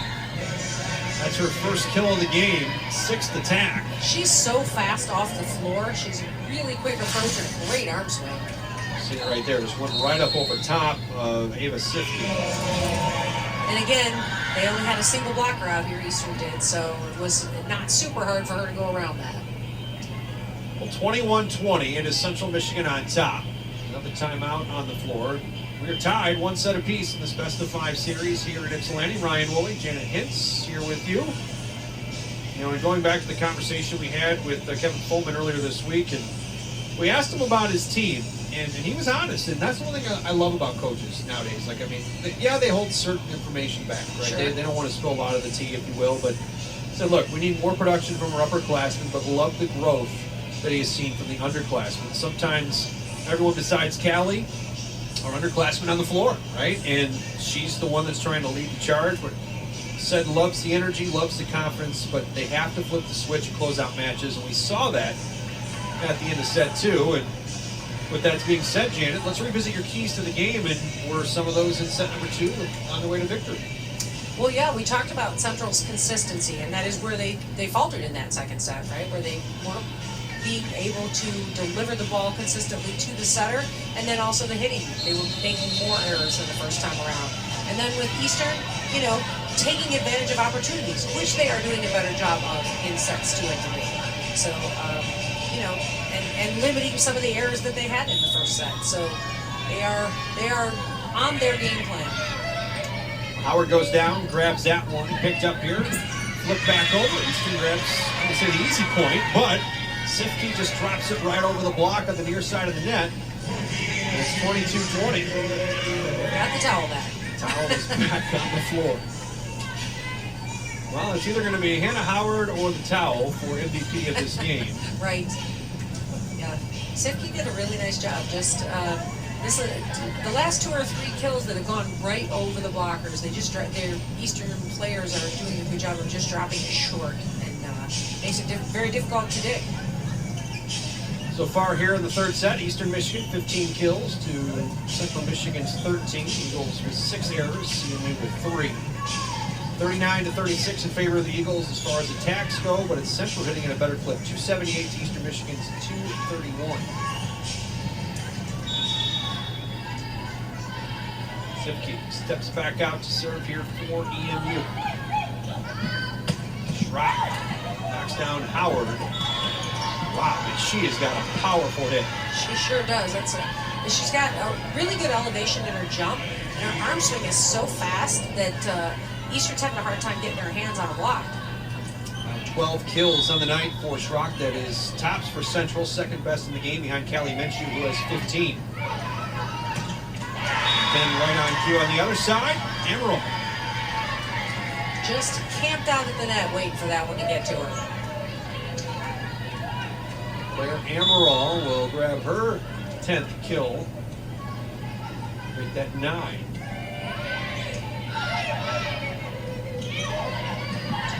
Basher floats it over.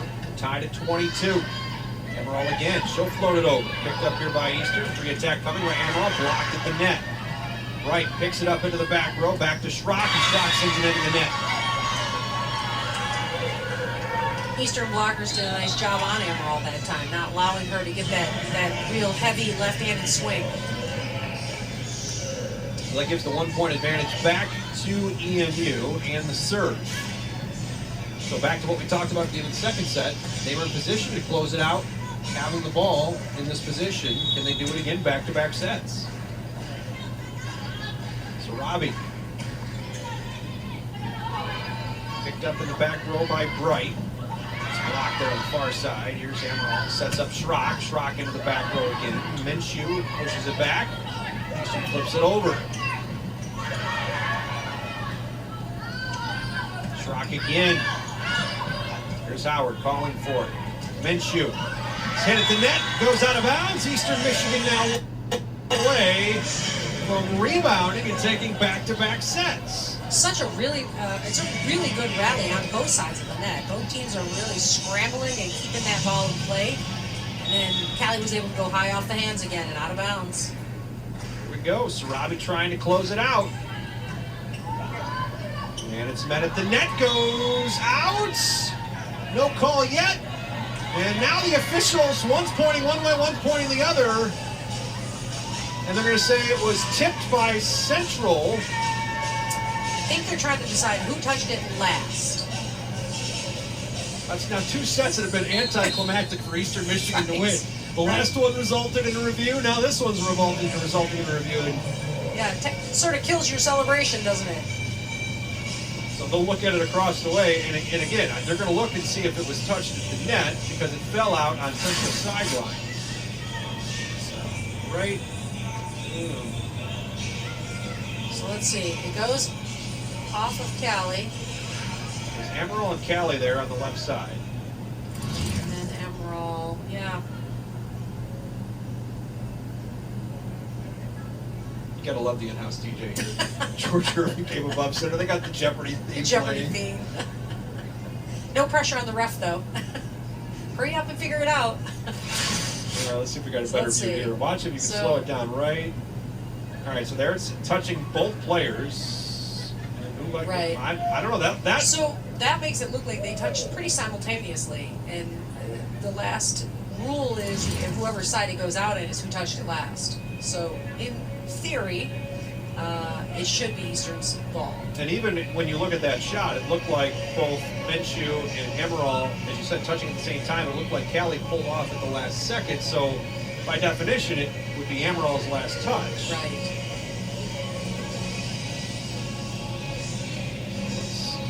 Let's see what they decide here. Still talking it over. Eastern Michigan point. So how about that? The Eagles fall down 1 set to none, 25-15. They rebound in set 2, 26-24. And they come back and they take this one as well. We'll have set number 4 when we return. We're now leading 2 sets to 1. Let's go take a look at the in-match stats between these two. Eastern Michigan with 42 kills so far in this game compared to Central Michigan's 38. Blocks going the way of the Chippewas, though, by a +2 margin. Aces, Janet, have kind of evened out, both at 5. And the hitting percentage within respectable distance, 197 to 164. It's certainly been a tight match so far. I just looked at the digs as well, 54 to 53. So it is as close as it gets. You know, we were talking in the break, too, about Callie Minshew. She's currently leading the way for Eastern Michigan, 17 kills. She's hitting at 231. Her career high, in case you're wondering, is 23 kills. She's she's on track to beat that. Yeah, she really is, and we might be headed for a 5-setter in this one. It's possible. They took Toledo to 5, and then I know I just jinxed it, right? You did. It's like, hey, we're going to overtime in basketball. Well, I mean, the way this game has gone, right? Central Michigan looked very good in the opening set, 25-15. Eastern Michigan rallies there in set 2, 26-24, and the win set 3, 25-22. And each set has been very close. Back and forth within a few points each time, and it really just takes a short run here or there. Something, small can really change the outcome of the match. Schrock with 12 kills here for Central Michigan. She's leading the way. Not too far behind her is Ammeraal, though. She has 9, as does Willer, who we talked about in the open. Someone wanted to highlight because even you were looking at her attack percent. She has 19 attacks here on the night, 421. So she's doing the damage when she gets the opportunity. Yeah, she's taking advantage of every set she gets, which is good. And again, they spread their attacking around, which I think is a really excellent game plan for them. Yeah, that was Willard. Linnea Willard. So Fourth set just about to get underway. First time Eastern Michigan's fans have been able to see their volleyball team in a game here at home. Anna Howard stepping out to serve. And now she's going to take a seat on the bench. It's kind of fitting that the Let the Bodies Hit the Floor song is playing, because that should be her intro song the next time she hits the floor. They're doing plenty of that. Stanford now coming in to serve here for Eastern Michigan. Tisa picks it up. As Willard goes up for the attack. It's left short. Ammeraal flips it the other side. Bright goes up. So Robbie had it. Then Menchu went up for the attack. And Central Michigan grabbed the first point here in set number 4. Eastern Michigan up, though, 2-1. Now Tisa steps back to serve. 2021 all-freshman team. Second in the MAC in digs back in 21. That one hits the top of the net. Anna Howard dove for it, couldn't get there. That results in another ace. One of those serves where it just kind of crawls over the top and drops. Very little you can do about that. It's the 6th ace in this game for Central Michigan. And then they'll get another one. So Howard went down. Looks like she might have ran into Sarabi. I mean, on one hand, you want them to be aggressive, right? And go after the ball like that. But communicate while you do that, huh? There she goes again. Tisa coming in at 11 aces, and they'll pick up another. Well, that is not the start you wanted for Eastern Michigan in set number 4. Certainly not coming off the momentum of sets 2 and 3. Do you want to start out like that? I mentioned, though, Central, the second best ace team in the conference, 1.9 per set. And the MVP has come back out. That is the towel. Bonnie cleans up a little bit there towards the bottom of the blocking. And then now, after four aces, she'll put it in the net. Kind of makes you wonder if that little towel stall tactic worked. That is the 6th service error. A little icing. Pulls Eastern Michigan back within 3. So now Ellie will go to serve for the Eagles. Put it up top. Attack was no good. She tried again. This time goes the other side. Eastern Michigan sends it right back into Central's face. That's a really nice block by Callie Minshew. Big smiles from her. Makes it 4-2. Eastern Michigan with 2 solo blocks in this game, 8 assists. 10 block assists for Central, 2 solos. Willard at the attack. Now this one goes long, goes off the hands of Kayla Brandon. So Eastern Michigan, who fell down 4-0 to start, now makes it 4-3.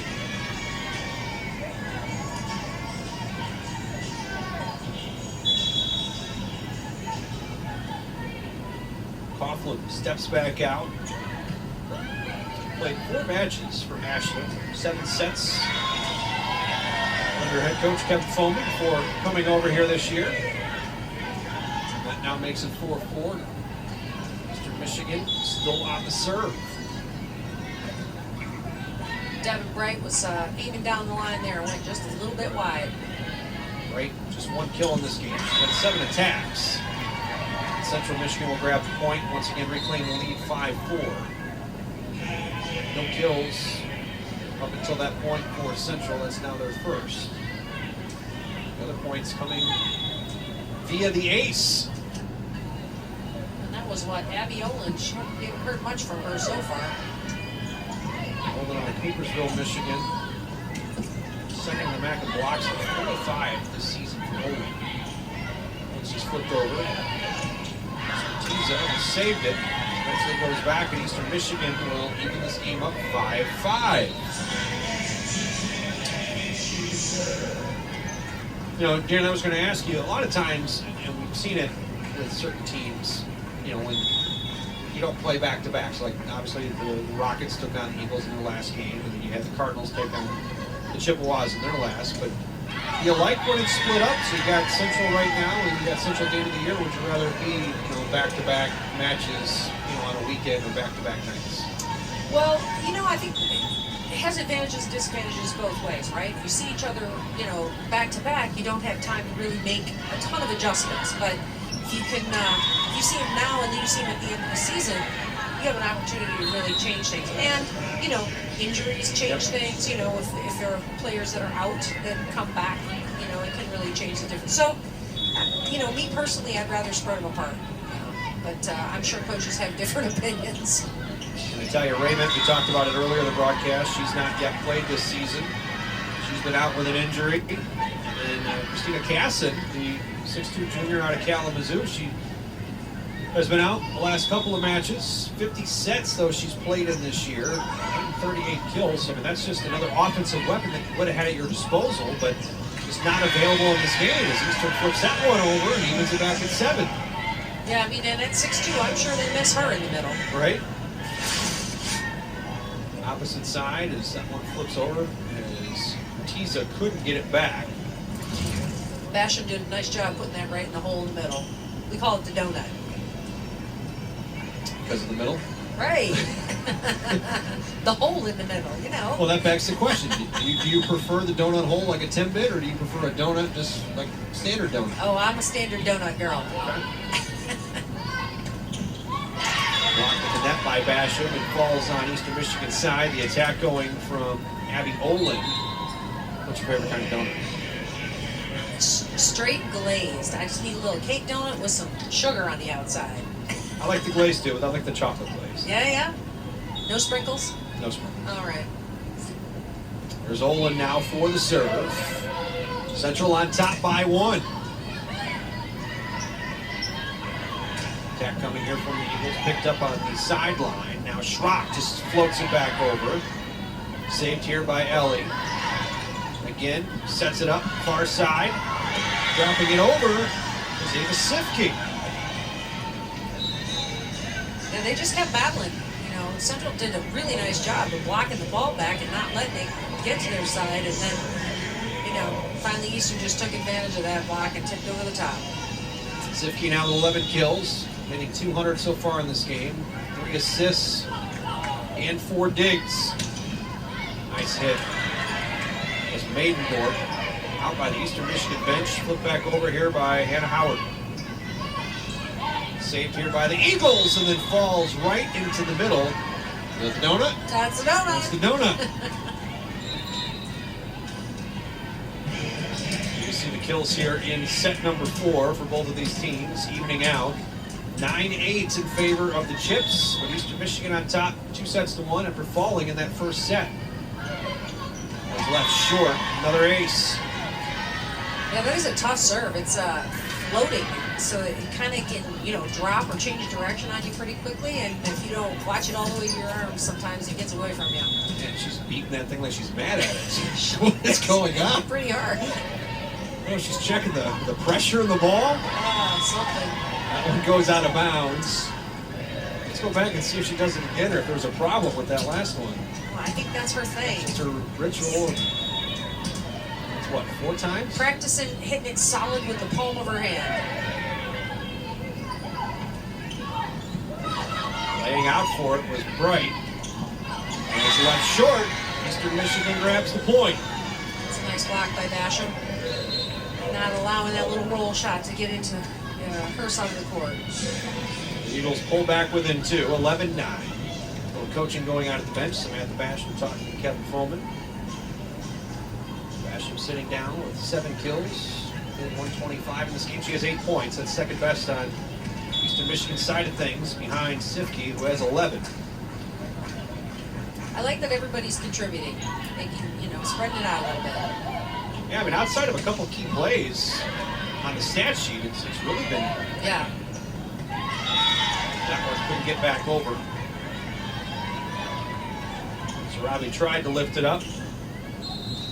That now makes it 12-9. Sometimes those defensive players are not really ready to swing. They're used to passing the ball, and then, not quite used to the overhead stuff. It's Kayla Brandon. She'll step back out. 18-21, played at Parkland College, earned all Midwest Athletic Conference honors. senior defensive specialist.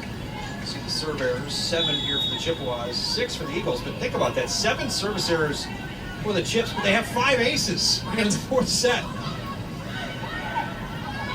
One's flipped over, Ammeraal picks it back up.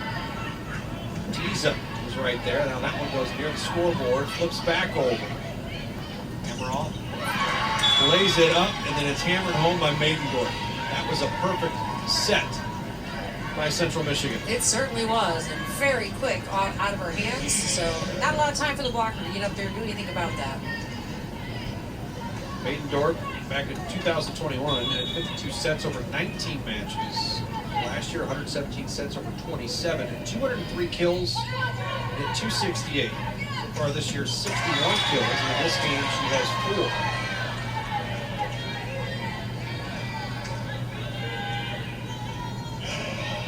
It's 13-11 here in Ypsilanti. Ryan Woolley, Janet Hintz here with you. First volleyball broadcast of the season here on ESPN for Eastern Michigan at home.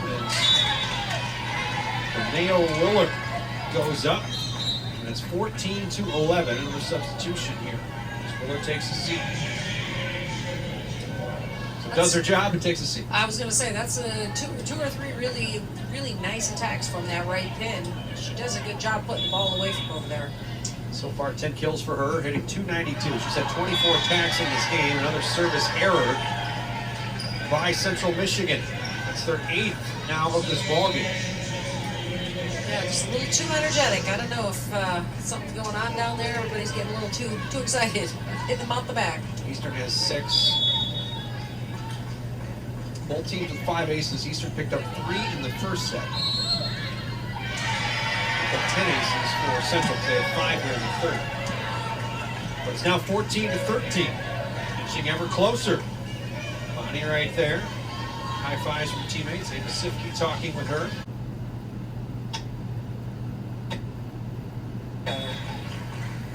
Keeping track of where that setter is. Minshew just throws that one out of bounds. So an error here by EMU, and that will take us to a timeout. It is Central Michigan on top of Eastern here in Ypsi by 2. They lead 15-13, but they trail 2-1. Game above center as the timeout between the 15th point continues to roll on. We talked a little bit about Christina Casson, who is not playing in tonight's game. She did not play in their last outing as well. That was against Ball State. That's due to injury. She has had 20 sets in 11 matches last season, finished with 19 kills, 10 blocks, 24.5 points this year. So far, 50 sets played prior to the injury, 138 kills. Had 24 digs and an attack percentage of .287. Janet, I think you said it best. I mean, you get a 6'2" player up there on the opposite side. Certainly that would go a long way in a close game like this, where you trail 2-1. It certainly would, especially when Eastern seems to be having some luck out of the middle, right? Where some of their, best hitting and attacking has come from the middle, and so having that big, tall middle up there would have changed the game for sure. Something Kevin Foreman talked about, wanting to get production out of his middles. Let us almost near say that'll be the 4th hit going over, but Central Michigan never giving up on that one. No quit in them. Now Hannah Howard will step back to serve here for Eastern Michigan.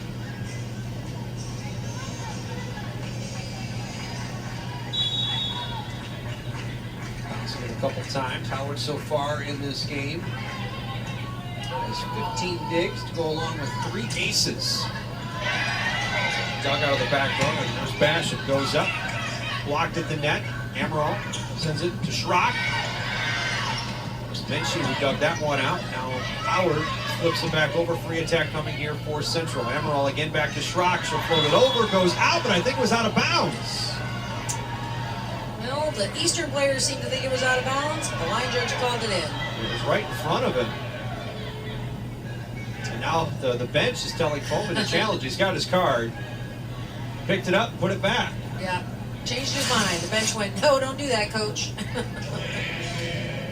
See if we got a good angle here. See if it shows. Well, Nope. Show. Maybe that's what Foreman saw too. Yeah. Nonetheless, it's 16-14. Central Michigan trying to tie this thing up and force a fifth and final set. Otherwise, the Eagles looking for their first conference win of the year. If they can find a way to rally back, and it's a good start. They now pull back within one, 16-15. Either one of these teams would be really happy with this win. It's been a fun match. It really has been. I think you've seen a lot of players step up in big moments. Yeah. I think you've had some players surprise you in other moments, both good and bad. For sure.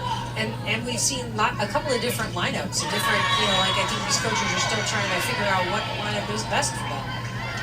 Maidendorf comes up with a huge kill right there. That went on Callie Minshew. Her fifth kill now for Maidendorf.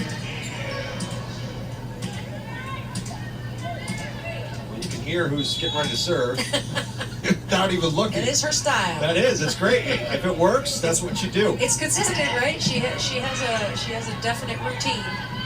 And you see it all the time, even in basketball, with free throws. Sure. Minshew.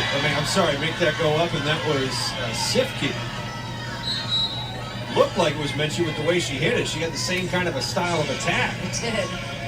Devin Bright looked like she was hoping it was going to go out, but no luck. Sifke pulls Eastern Michigan again back within one.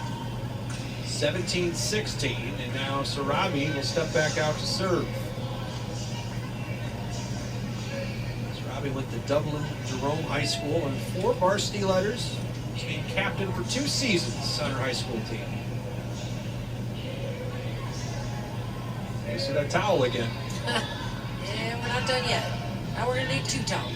It may be the first game for our ESPN crew, but they're right on top of things, right? They're following all the action, not only with the ball, but the towel on the floor. Yeah. It's very exciting. It's the best part about these productions. You get to work not only with people that maybe you've seen in the industry, but also students. First time we get to meet some of the students this year that we're working on volleyball and possible basketball broadcasts. We have a great crew.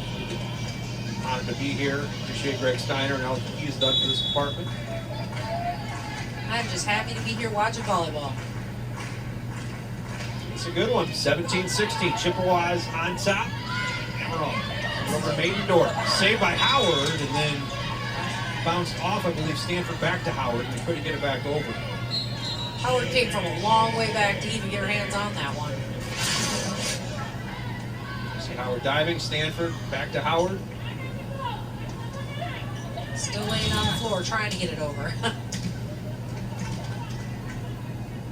Set the serve now is Kayla Brandon. Point goes the way of the Chippewas, so they're slowly closing in on that 25-point total to even this set up, or this game up rather, 2 sets apiece. It's a really nice drop serve, just kind of dives right down into the middle.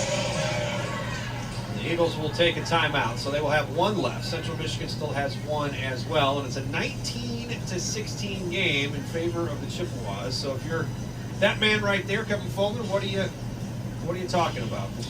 Right now, he's not talking to anybody except the official. I was going to say, he's checking with the official. But, honestly, I think, the coaches are reminding, the Eastern players, like, look, you won the last 2 sets. You came from behind from 3 before. Like, just kind of, encouraging them and making sure that they know, you can do this. So, maybe tweaking a little bit here and there, maybe setting a specific play that, where they want to set a hitter. But overall, it's going to be pretty positive. Well, we have a moment, Janet. Let's take a look at the American Conference standings. I know it's early in the season. We kind of referenced this a little bit earlier tonight, but trying to see where everybody stands, both on the MAC West and East side of things. Again, Eastern Michigan and Central both trying to get back into the race, if you will, this early. Both looking for their first wins. They're on the west side, as is Kent and Miami, Northern Illinois and Ohio. Each 1-1 in conference play. On the other side, though, that was the wrong graphic. We apologize for that. Buffalo on the east is currently 2-0, and everybody below them is 1-0. You got BG, Akron, Ohio, and Kent State, Miami, as I mentioned, are 0-2. But meanwhile, in the west, Western Michigan and Ball State each 2-0, as is Toledo after beating Eastern in the first set. I did want to bring this up, though, just because, you know, you and I, we've done quite a few games together, and I saw this for the home game for Central Michigan against Toledo. They're doing a theme night. We love theme nights, right? We do, yes. They're doing a block party, and it made me feel old. Why is that? Because their block party refers to the 1990s. Oh, dear. And they're encouraging fans to come out and dress like it's 1993.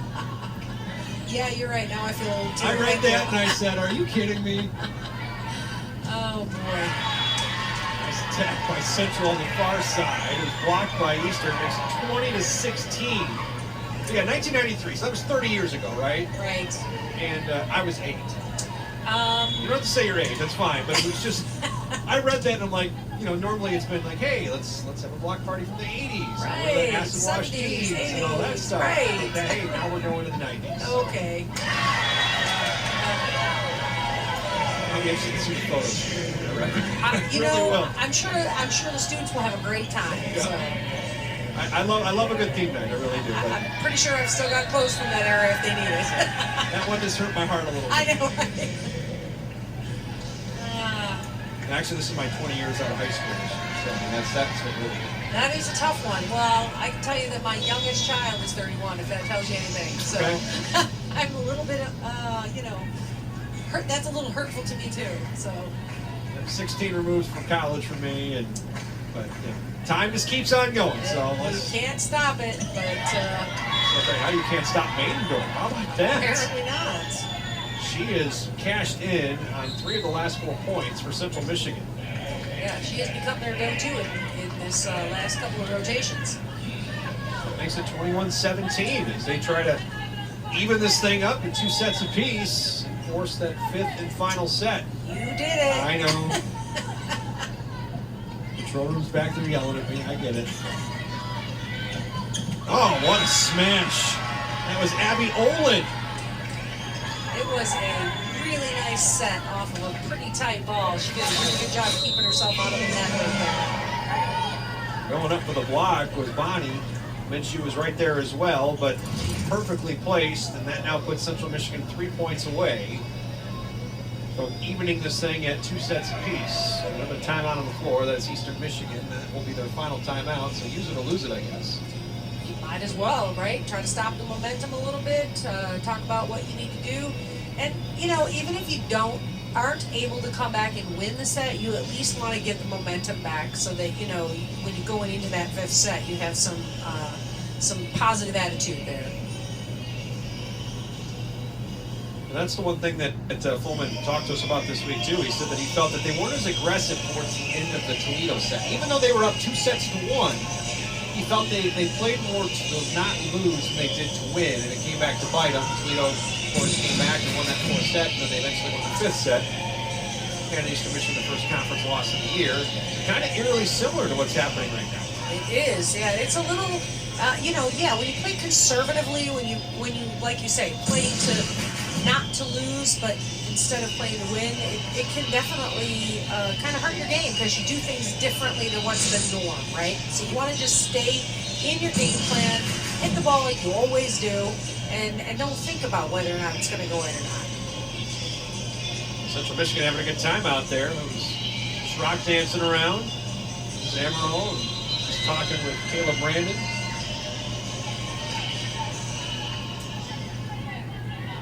Here we go, 22-17. Chips on top.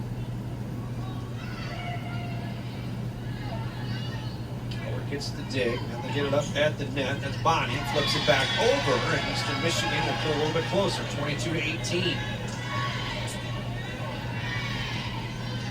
Will be interesting to see if they can make a comeback.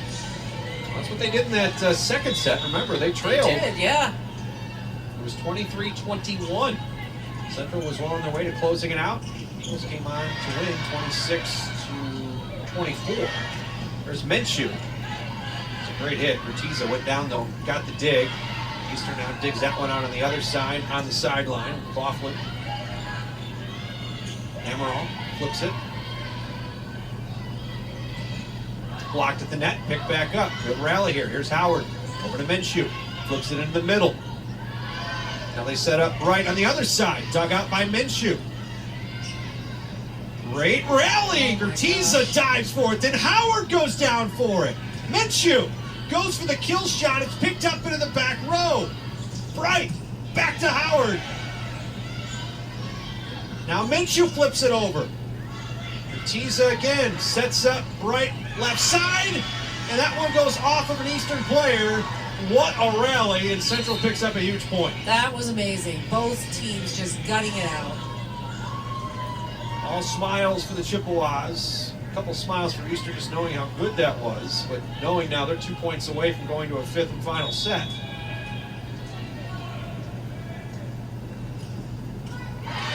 One put into the net. Eastern's not dead yet. Will not give up. I think service errors, or sorry, I don't mean to interrupt. I think service errors are going to be a topic of conversation for both teams. Absolutely. I was just going to say that. I think this is a really important piece. We're going down the stretch. Ammeraal sets up Bright. That's on the far side. Dug out of the back row by Minshew. Here's Basham. Puts that one into the back row. It's picked up out of bounds. Now Bright's just got to get it over, so a free attack coming for Eastern. Into the back row, Gertiza. Here's Bright again. Blocked at the net. Minshew.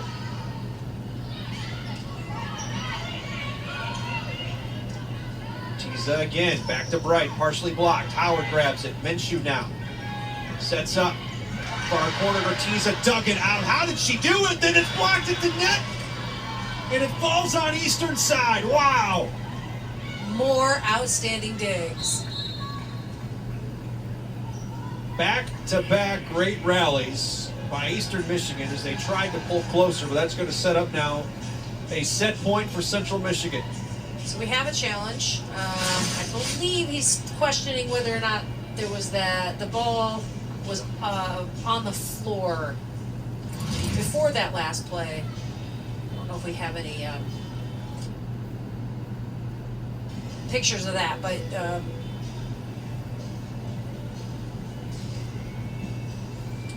well, it would be huge if they reverse it, because it would be 23-20 in Eastern serve, and it'd be very similar to what we saw at the end of the second set.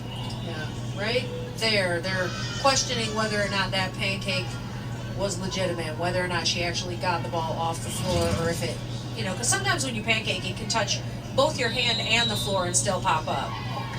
So he's calling it down, and then it is Eastern's point. Well, like, not happy with the call. Rightfully so, because, I mean, that's a huge momentum swing. Yeah, it changes the game immensely. So that will drop it to 23-20. Here it is. So her hand is flat on the floor. Oh, yeah. But maybe just, you can see that it maybe didn't get all the way under the ball, and it probably was on the floor and the ball. So, well, mark that down if Eastern comes back to win here in the fourth set. that would be a shift for sure. You got Callie Minshew, who's serving, so you got who you want at the line. 17 aces this season. And then off of Howard into the front row. And Eastern Michigan fans going home with a souvenir. Nope, you flipped it back. Oh, his buddy next to him was mad that he threw it back to the ball boy. They wanted to keep that. Yeah, even off of a tough serve off Callie, they put a perfect pass up, and it really was a really good play. It goes out of bounds. How many lives can Eastern Michigan muster here at the end of the fourth set? Hanging tough. Howard again at 17 aces coming in.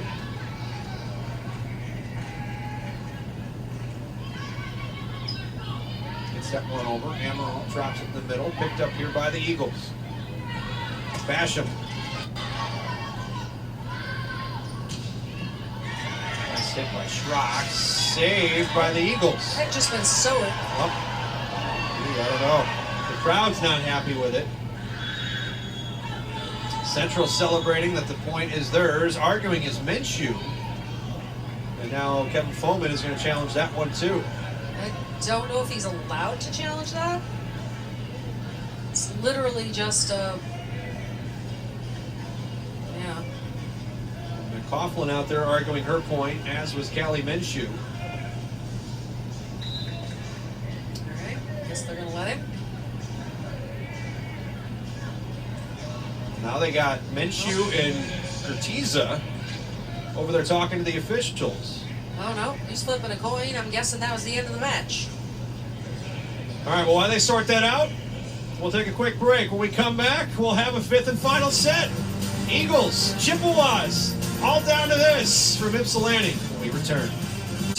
Well, what's better than in-state rivalry volleyball on a Tuesday night? How about 5 sets of in-state rivalry volleyball on a Tuesday night? Between Eastern Michigan and Central, Chippewas taking the first set. Eastern coming back for sets 2 and 3, and the falling is now in set 4. Well, here's your in-match stats. It's been even throughout the course of this game with one exception, and that was the aces that we saw there in the 4th set, because Central Michigan had 6 of them of the 11 they have in this game. I mean, I'm not mad about it. I'm not even tired. Are you? I'm not tired either. How can you be tired when you got Central Michigan, Eastern Michigan volleyball going at it? But you know what, Kevin Foman making sure his team's not tired as well. You saw the coin toss before we went to the break. Eastern will be on the right, Central will be on the left. Of course, if you're new or don't know about the rules heading into the 5th set, it's pretty simple. First to 15 is going to win. They're going to win their first conference game of the season, and you must win by 2 in order to get out of here with the victory. Both teams are going to be working really hard to get rid of that 0 in the conference win column. And it's just that, you know, you see it in sports all the time. 2 teams gutting it out, grit, determination. It's just unfortunate one team has to lose. Right, especially when they're this evenly matched. Both teams have played extremely well tonight. Both teams deserve this win, but ultimately it's going to come down to who wants the form. And if Central can serve like they served in set number 4, then this one might be all she wrote. If Eastern can play the way they played sets 2 and 3, it might be all she wrote. Just see what they're bringing. Here you see Urtiza. She's ready for the Chippewas. Set to serve now for the Eagles. Sarabi. Picked up in the back row. Oh, what a hit. That was Linnea Willard. Near side pin, and gives the Chippewas the first lead, 1-0 here in set number 5. She's been a really good attacker for this Central team tonight. Consistent, not a lot of errors. 27 attacks, 296 hitting percentage in this game, 11 kills. Just gets that one over. Great job by EMU. Just hit inside the donut. Right? It is a strategy for sure. Learn something new. They play that perimeter defense, right, where everybody's kind of around the edges, and then they just hope to run down the ball in the middle, but sometimes you just can't get there. Well, Stanford will take a seat. Checking in now for Eastern Michigan for the first time is Hannah Kibbitt. She joined in the spring of 2023, did not play the last year. Chandler, Indiana. 17 sets she's played so far this season, though, for Eastern Michigan. It's dug out by Sifke. Picked up into the back row. Now Ammeraal puts that one up. Yeah, Sifke couldn't get behind that one. I've just been so impressed tonight with the defense on both sides. I mean, and while the Barrels are doing a great job, all the players are doing really, a lot of good work running balls down and sticking their arms out and getting some kind of touch on every ball that comes over. It's been a highly contested game, both sides. Yeah. Duquette now set to serve. She has 6 assists, 8 digs so far in this game. Gets it over. Eastern on the attack. It's picked up by Duquette. Laughlin. Now they send it back over. There's Ammeraal. Good piece of that. Flips it over. Free attack coming. Ammeraal now flips it over herself. Nice dig by Eastern. And that one goes long, and Eastern Michigan will tie it up at 2. Yeah, all started with that rally, went off the block, and Callie Minshew ran it down, and they just didn't let it drop from there. Crowd really getting into it too, but let's go back and take a look at this That take. one. It's Minshew in the corner. Minshew with 19 digs in this game, 20 kills, 3 off her career high. It's blocks, far side pin. Dug out of the back row by Brandon. Now flipped it off. That's one of the few times that Howard has not been able to get to the ball. And Ammeraal did a really smart thing there. She's been tipping over to the center of the floor, and Eastern has started picking those up.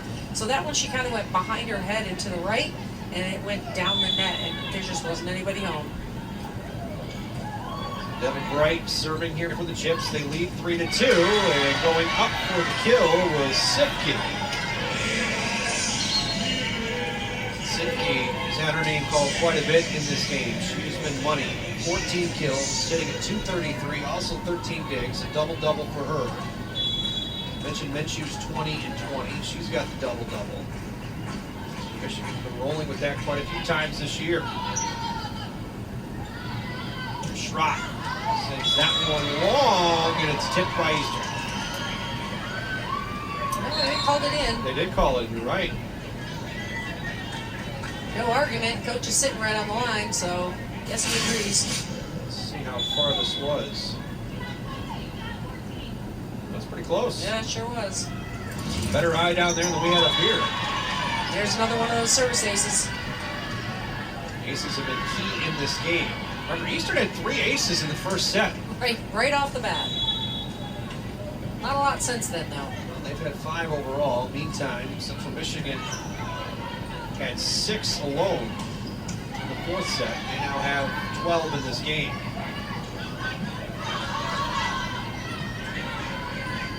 Schrock, dug out by Menchu. Basham sends it into the back row. Bright puts it back up. Ammeraal right there. 2 attack errors here by Central in set number 5. Every one of these rallies is pretty long. These guys are battling. Anna Howard will step out to serve here. Ammeraal just flips it over and just got that off the hands of, I believe, Sarabi. And now Ammeraal moves to the back row, so she won't be able to do that anymore for a few rotations at least. That's actually Coughlin. My apologies. There's McCaughlin now setting up Basham, sends it into the back row again. That's right. Shot goes up, redirected. And Central Michigan goes up by 3, 7-4. Momentum clearly on their side right now. You know what's coming. You think? Ammeraal out there to serve. Howard. Pops that one up. Oh! It just got in the way of Devin Bright. Give her credit, though, trying to move around Ammeraal, who's laying on the floor. Evidently couldn't hurdle her. She even tried to get out of her way. You saw her just kind of turn her body, and she knew it. So that now makes it 7-5 in favor of Central Michigan. Eagles with just 3 kills here in the 5th set. 6 for the Chips. 267 is what Central's setting. 273 for the Eagles. No errors for Eastern Michigan yet. 2, though, for the Chippewas. Eastern grabs the point. Better than 1. 7-6. That pass was just too tight. Ammeraal wasn't able to get it out of there without getting the double on her hands, but she made a valiant effort. Pollard working on instructions to his bench. Ammeraal over to Schrock. She's blocked at the net. Goes back up. Howard is right there. Now Basham sends it into the back row. Huge point for Eastern Michigan, and they tie it up at 7. We have not seen enough of that from Basham throughout this match. I think Eastern, really could have used more of her swings. She did a lot of tipping earlier in the match. She just caught Devin Bright off guard. Bright was moving right. That shot went left. Basham now with 9 kills. 33 attacks on the night for her. Also has 5 digs, 2 block assists. Tied at 7. Remember, you got to go play to 15. You got to win by 2. Step to the back row by Eastern Michigan Sifke. Schrock goes for the attack. Put back up. Eastern going back. Here's Basham again. Floats it over. So a free attack coming here for CMU. Schrock again. It's blocked back in her face, but flips back over. Perfect placement by Eastern Michigan on the rebound. Such a smart play to find that big hole in the back. Everybody had crunched up to the front of the net. She found the deep back corner. Nobody was there, and Eastern Michigan comes back from being down 7-5, and they now lead it 8-7. 3 straight points for the Eagles.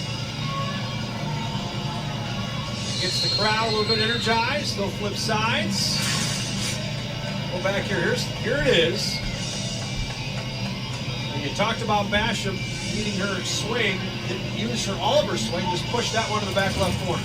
Yeah, at least she had good vision of the court. Was able to find a spot where there wasn't anybody. Welcome in here to our broadcast position. Ryan Woolley, Janet Hintz here with you again. We appreciate you joining us here on a Tuesday night. First home game for Eastern Michigan. 14 road games they started the year with, and they're putting on a performance here tonight. This is an outstanding match. Both teams are gutting it out, digging balls, hitting it. They're just doing a really good job of keeping the ball in play. 3 straight points is what Eastern Michigan has right now, and they lead 8-7. Got about 40 seconds before we resume play. Eagles with 5 kills here in the 5th set. No errors, and I think that's most important because Central has made the 2 miscues, which allowed Eastern Michigan to slowly get back into this thing with those 3 in a row. Yeah, it is going to be, it's that fine line, right? Between not playing conservatively and still not making those errors. So you really want to tell your team, just rely on the skills and swing away. Well, that's what Pullman talked about. Felt they let one of those Toledo games get away. Didn't play to win, they just played not to lose. Right now they're in position to maybe put Central Michigan away, but the Chippewas nipping at their heels. Both of these teams wanting this game in a bad way. Chips being led by Schrock, 16 kills. Minshew leading the way for the Eagles. She has 20. Nearing a triple, a double. She already has a double-double, I should say. She has 20 kills and 21 digs. The towel has made its way back onto the floor. As Kelly Minshew does the towel dance.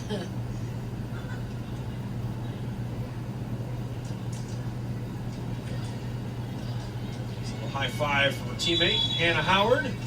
Ready to go. We're back underway. Ava Sifke sends that one along. That is not what you wanted out of a timeout, because that will even the game at 8. Very close. I think Coach might even want to take a look at this. Yep. Yeah, he's going to. Gonna check and see if it made it caught just the edge of the line. See if he can steal that point back. Can't take it with you. You might as well use it, right? Right, absolutely. We've seen a couple challenges today go both ways for these teams. So we'll see if we have a replay in a minute. I mentioned Minshew leading the way. I mean, kind of looked out to me, so oh, can't see it from there. Obstructed by Maidendorf's back. This last angle, I think, was the best angle he had. Right. It's been a good officiated game too. I mean, overall, I think everything's been great as far as having some volleyball here in Ypsilanti for the first time this year. This is probably the best angle. Yeah, that's out. It looks like it touches that white. The hash mark. Yeah. Yep. Just past the corner. It looks out. Yep. They'll give it to him. That was worth a shot. Coach decided he might as well take a look. Well, now you go back to work defensively, get the ball back, work your Central, try to use this to start putting it away. Brandon will step out to serve, Kayla Brandon.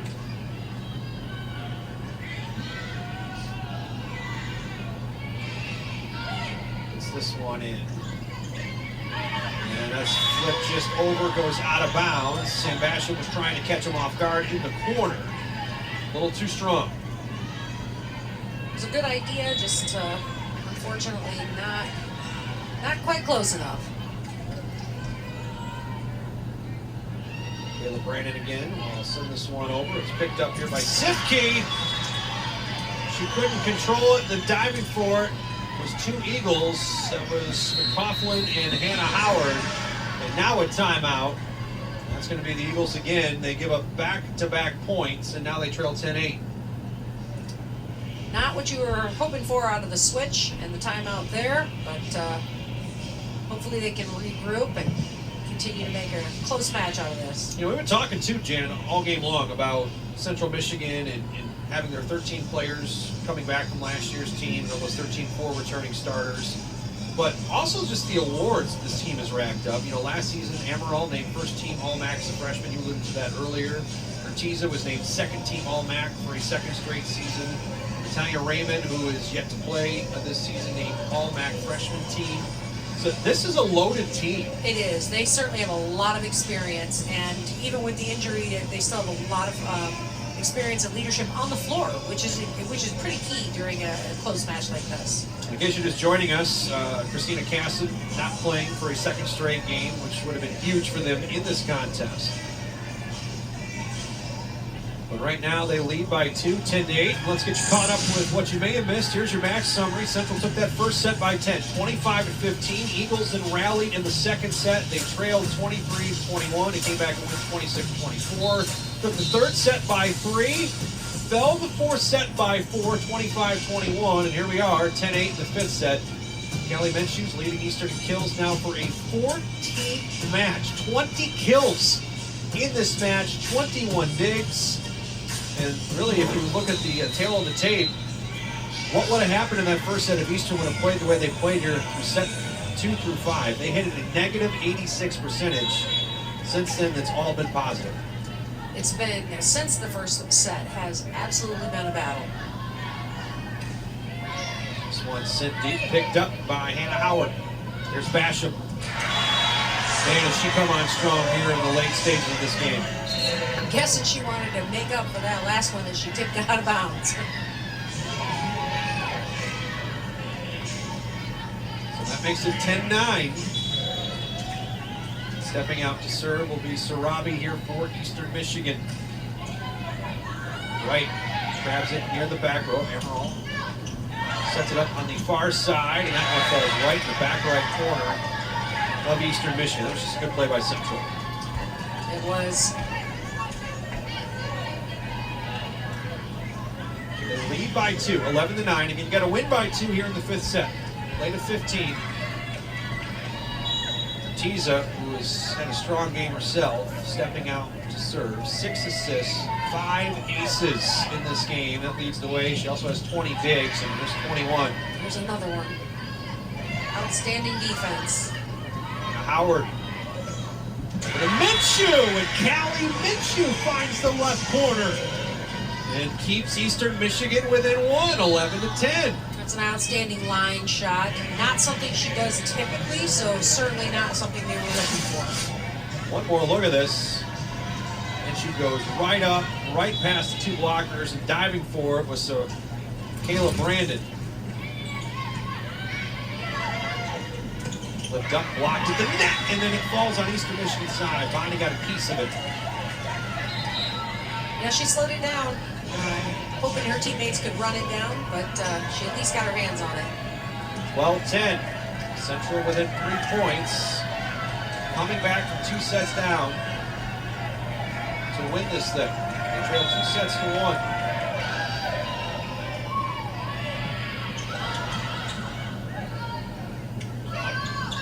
Right, flips it over. All miscommunication on Eastern Michigan's part.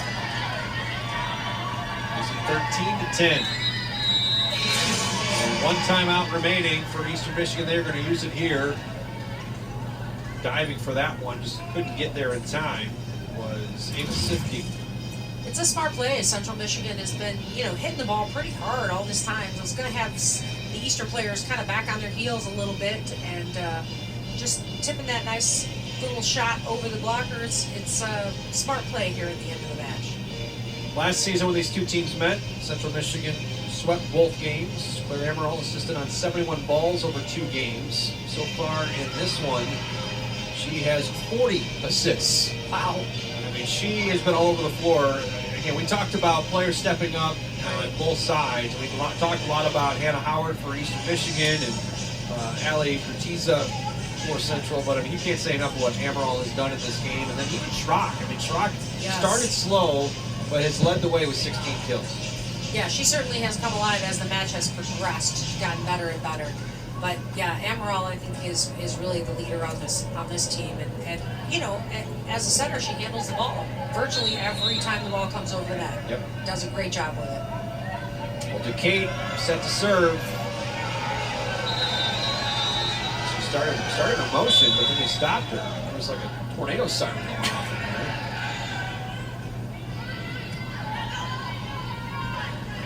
There's Minshew. They get the point for Eastern. Was partially blocked at the net. That's a huge point for Eastern Michigan. Not surprising that they would go out to their best hitter when it's on the line like this.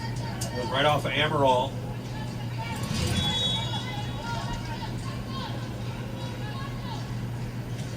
Coughlin set to serve. Ammeraal sets up right. Blocked at the net. Picked up in the back row.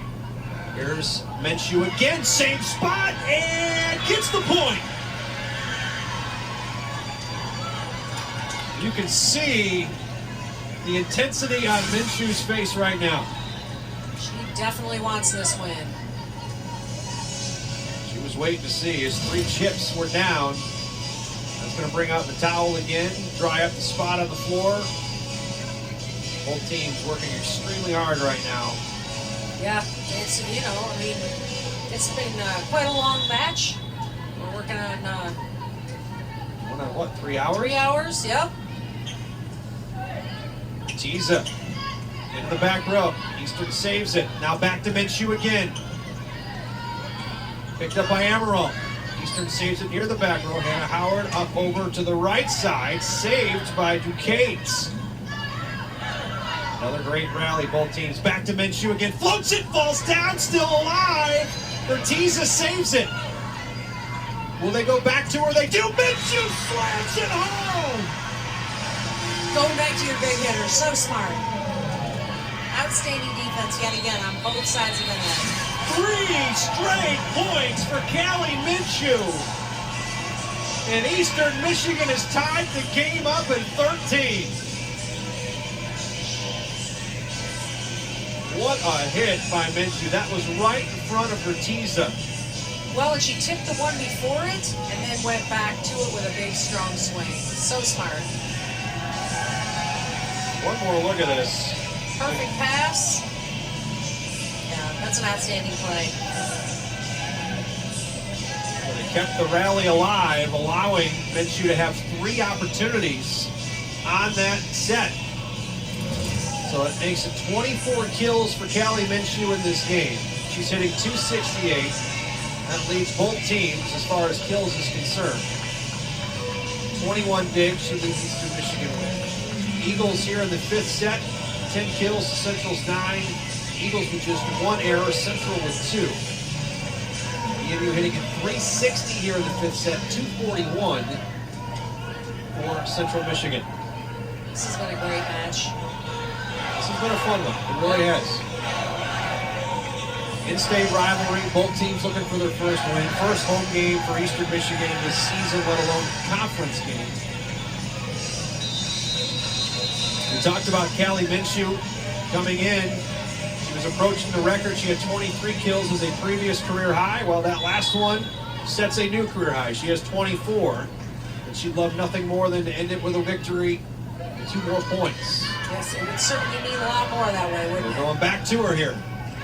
Sends it in, but it goes out. And Central Michigan goes up by 1. They can feel it on their sideline. Remember, they got to win by 2. So this is match point. Devin Bright sends it over. Hannah Howard goes down to get it. Into the middle. Callie Minshew answers the bell again. 4 straight kills for Minshew in the 5th set. And guess who's serving? Callie to the rescue. Right in the middle. That was such a great swing. Look at that, out of the middle. So she goes for the serve. We're deadlocked at 14. Goes out of bounds. Eastern Michigan takes the lead, 15-14 with a chance to close it out. And Wow. Oh my goodness. It's the Minshew show. Well, when Kevin Foreman talked to you about he wanted production from his middle, he wasn't talking about Callie Minshew. He wasn't. But she answered the call right now. She certainly has. Yeah, they have had very good success out of the middle tonight, no matter who's hitting the ball there. So it's been a really exciting match. Here's how it went out of bounds. It went off of Lauren Schrock. She's had a great game for Central Michigan herself.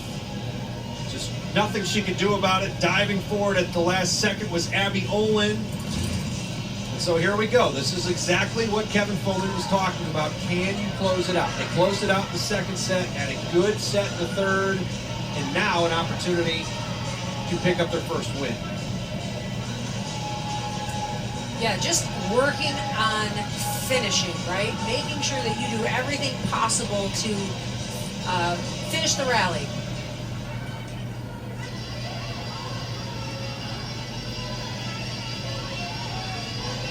Callie is putting on a performance. 25 kills. That is a new career high for her. It's the 5th most in school history. Surpasses Frankie Streffli's previous mark. So following the timeout, neither team has one. Eagles lead by 1, 15-14. We're going to get a winner one way or the other moving forward. This is match point for Eastern. Can Central get it back to try to win it, or can the Eagles win it on their home floor? Minshew sends it over. Devin Bright pops that one way up. They still get it towards the net, blocked back. They get it back up. Schrock sends it back over to Eastern. Hannah Howard sets it up. Samantha Basham sends it over. It's dug out. Schrock into the back row. Towards the bench. Hannah Howard was going for it, and you almost felt like she was going to get it with how she's played tonight. She did it, everything she had, and got her hand on the ball. She just couldn't quite bring it back to her team, but that was an outstanding rally. So it will tie the game up again. 15-all. Everybody on the edge of their seat or standing. Just sitting in the back row, towards the net. Howard pops it up. They're going to say... Back row attacker. The center, Eastern center went up for the ball. She is in the back row. That's going to award the point to Central. See if we can get the replay here. You see Howard right there touches. That makes it 16-15. I don't think he has any challenges left. I don't know if that's a call he can challenge anyway. Well, Central can close it out right now. Match point. Howard pops it up into the middle. And they send it inside. Eastern gets the point back. What a hit by Sifke! Back and forth we go! Unbelievable! Barn burner. Sifke with her 16th kill. Golick not happy, saying something to the officials, walking back to the bench now. Golick also setting a new career high. Previous high in kills was 12, now it's 16. And Eastern double taps that one as it goes over, so the Chips will have it right back, 17-16. Again, neither team with a timeout.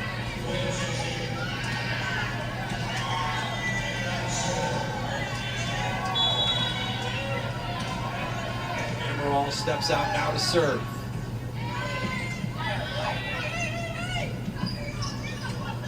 Oh, and Eastern makes an error on the return. And that's how this one's going to end. Disappointing finish right there. What a match between Eastern Michigan and Central. The Eagles couldn't get it back over, and the Chippewas come back from 2-1 down to win this thing in 5. We'll step aside. When we come back, we'll recap the full game for you as the Chippewas win a 5-set thriller here in Ypsilanti.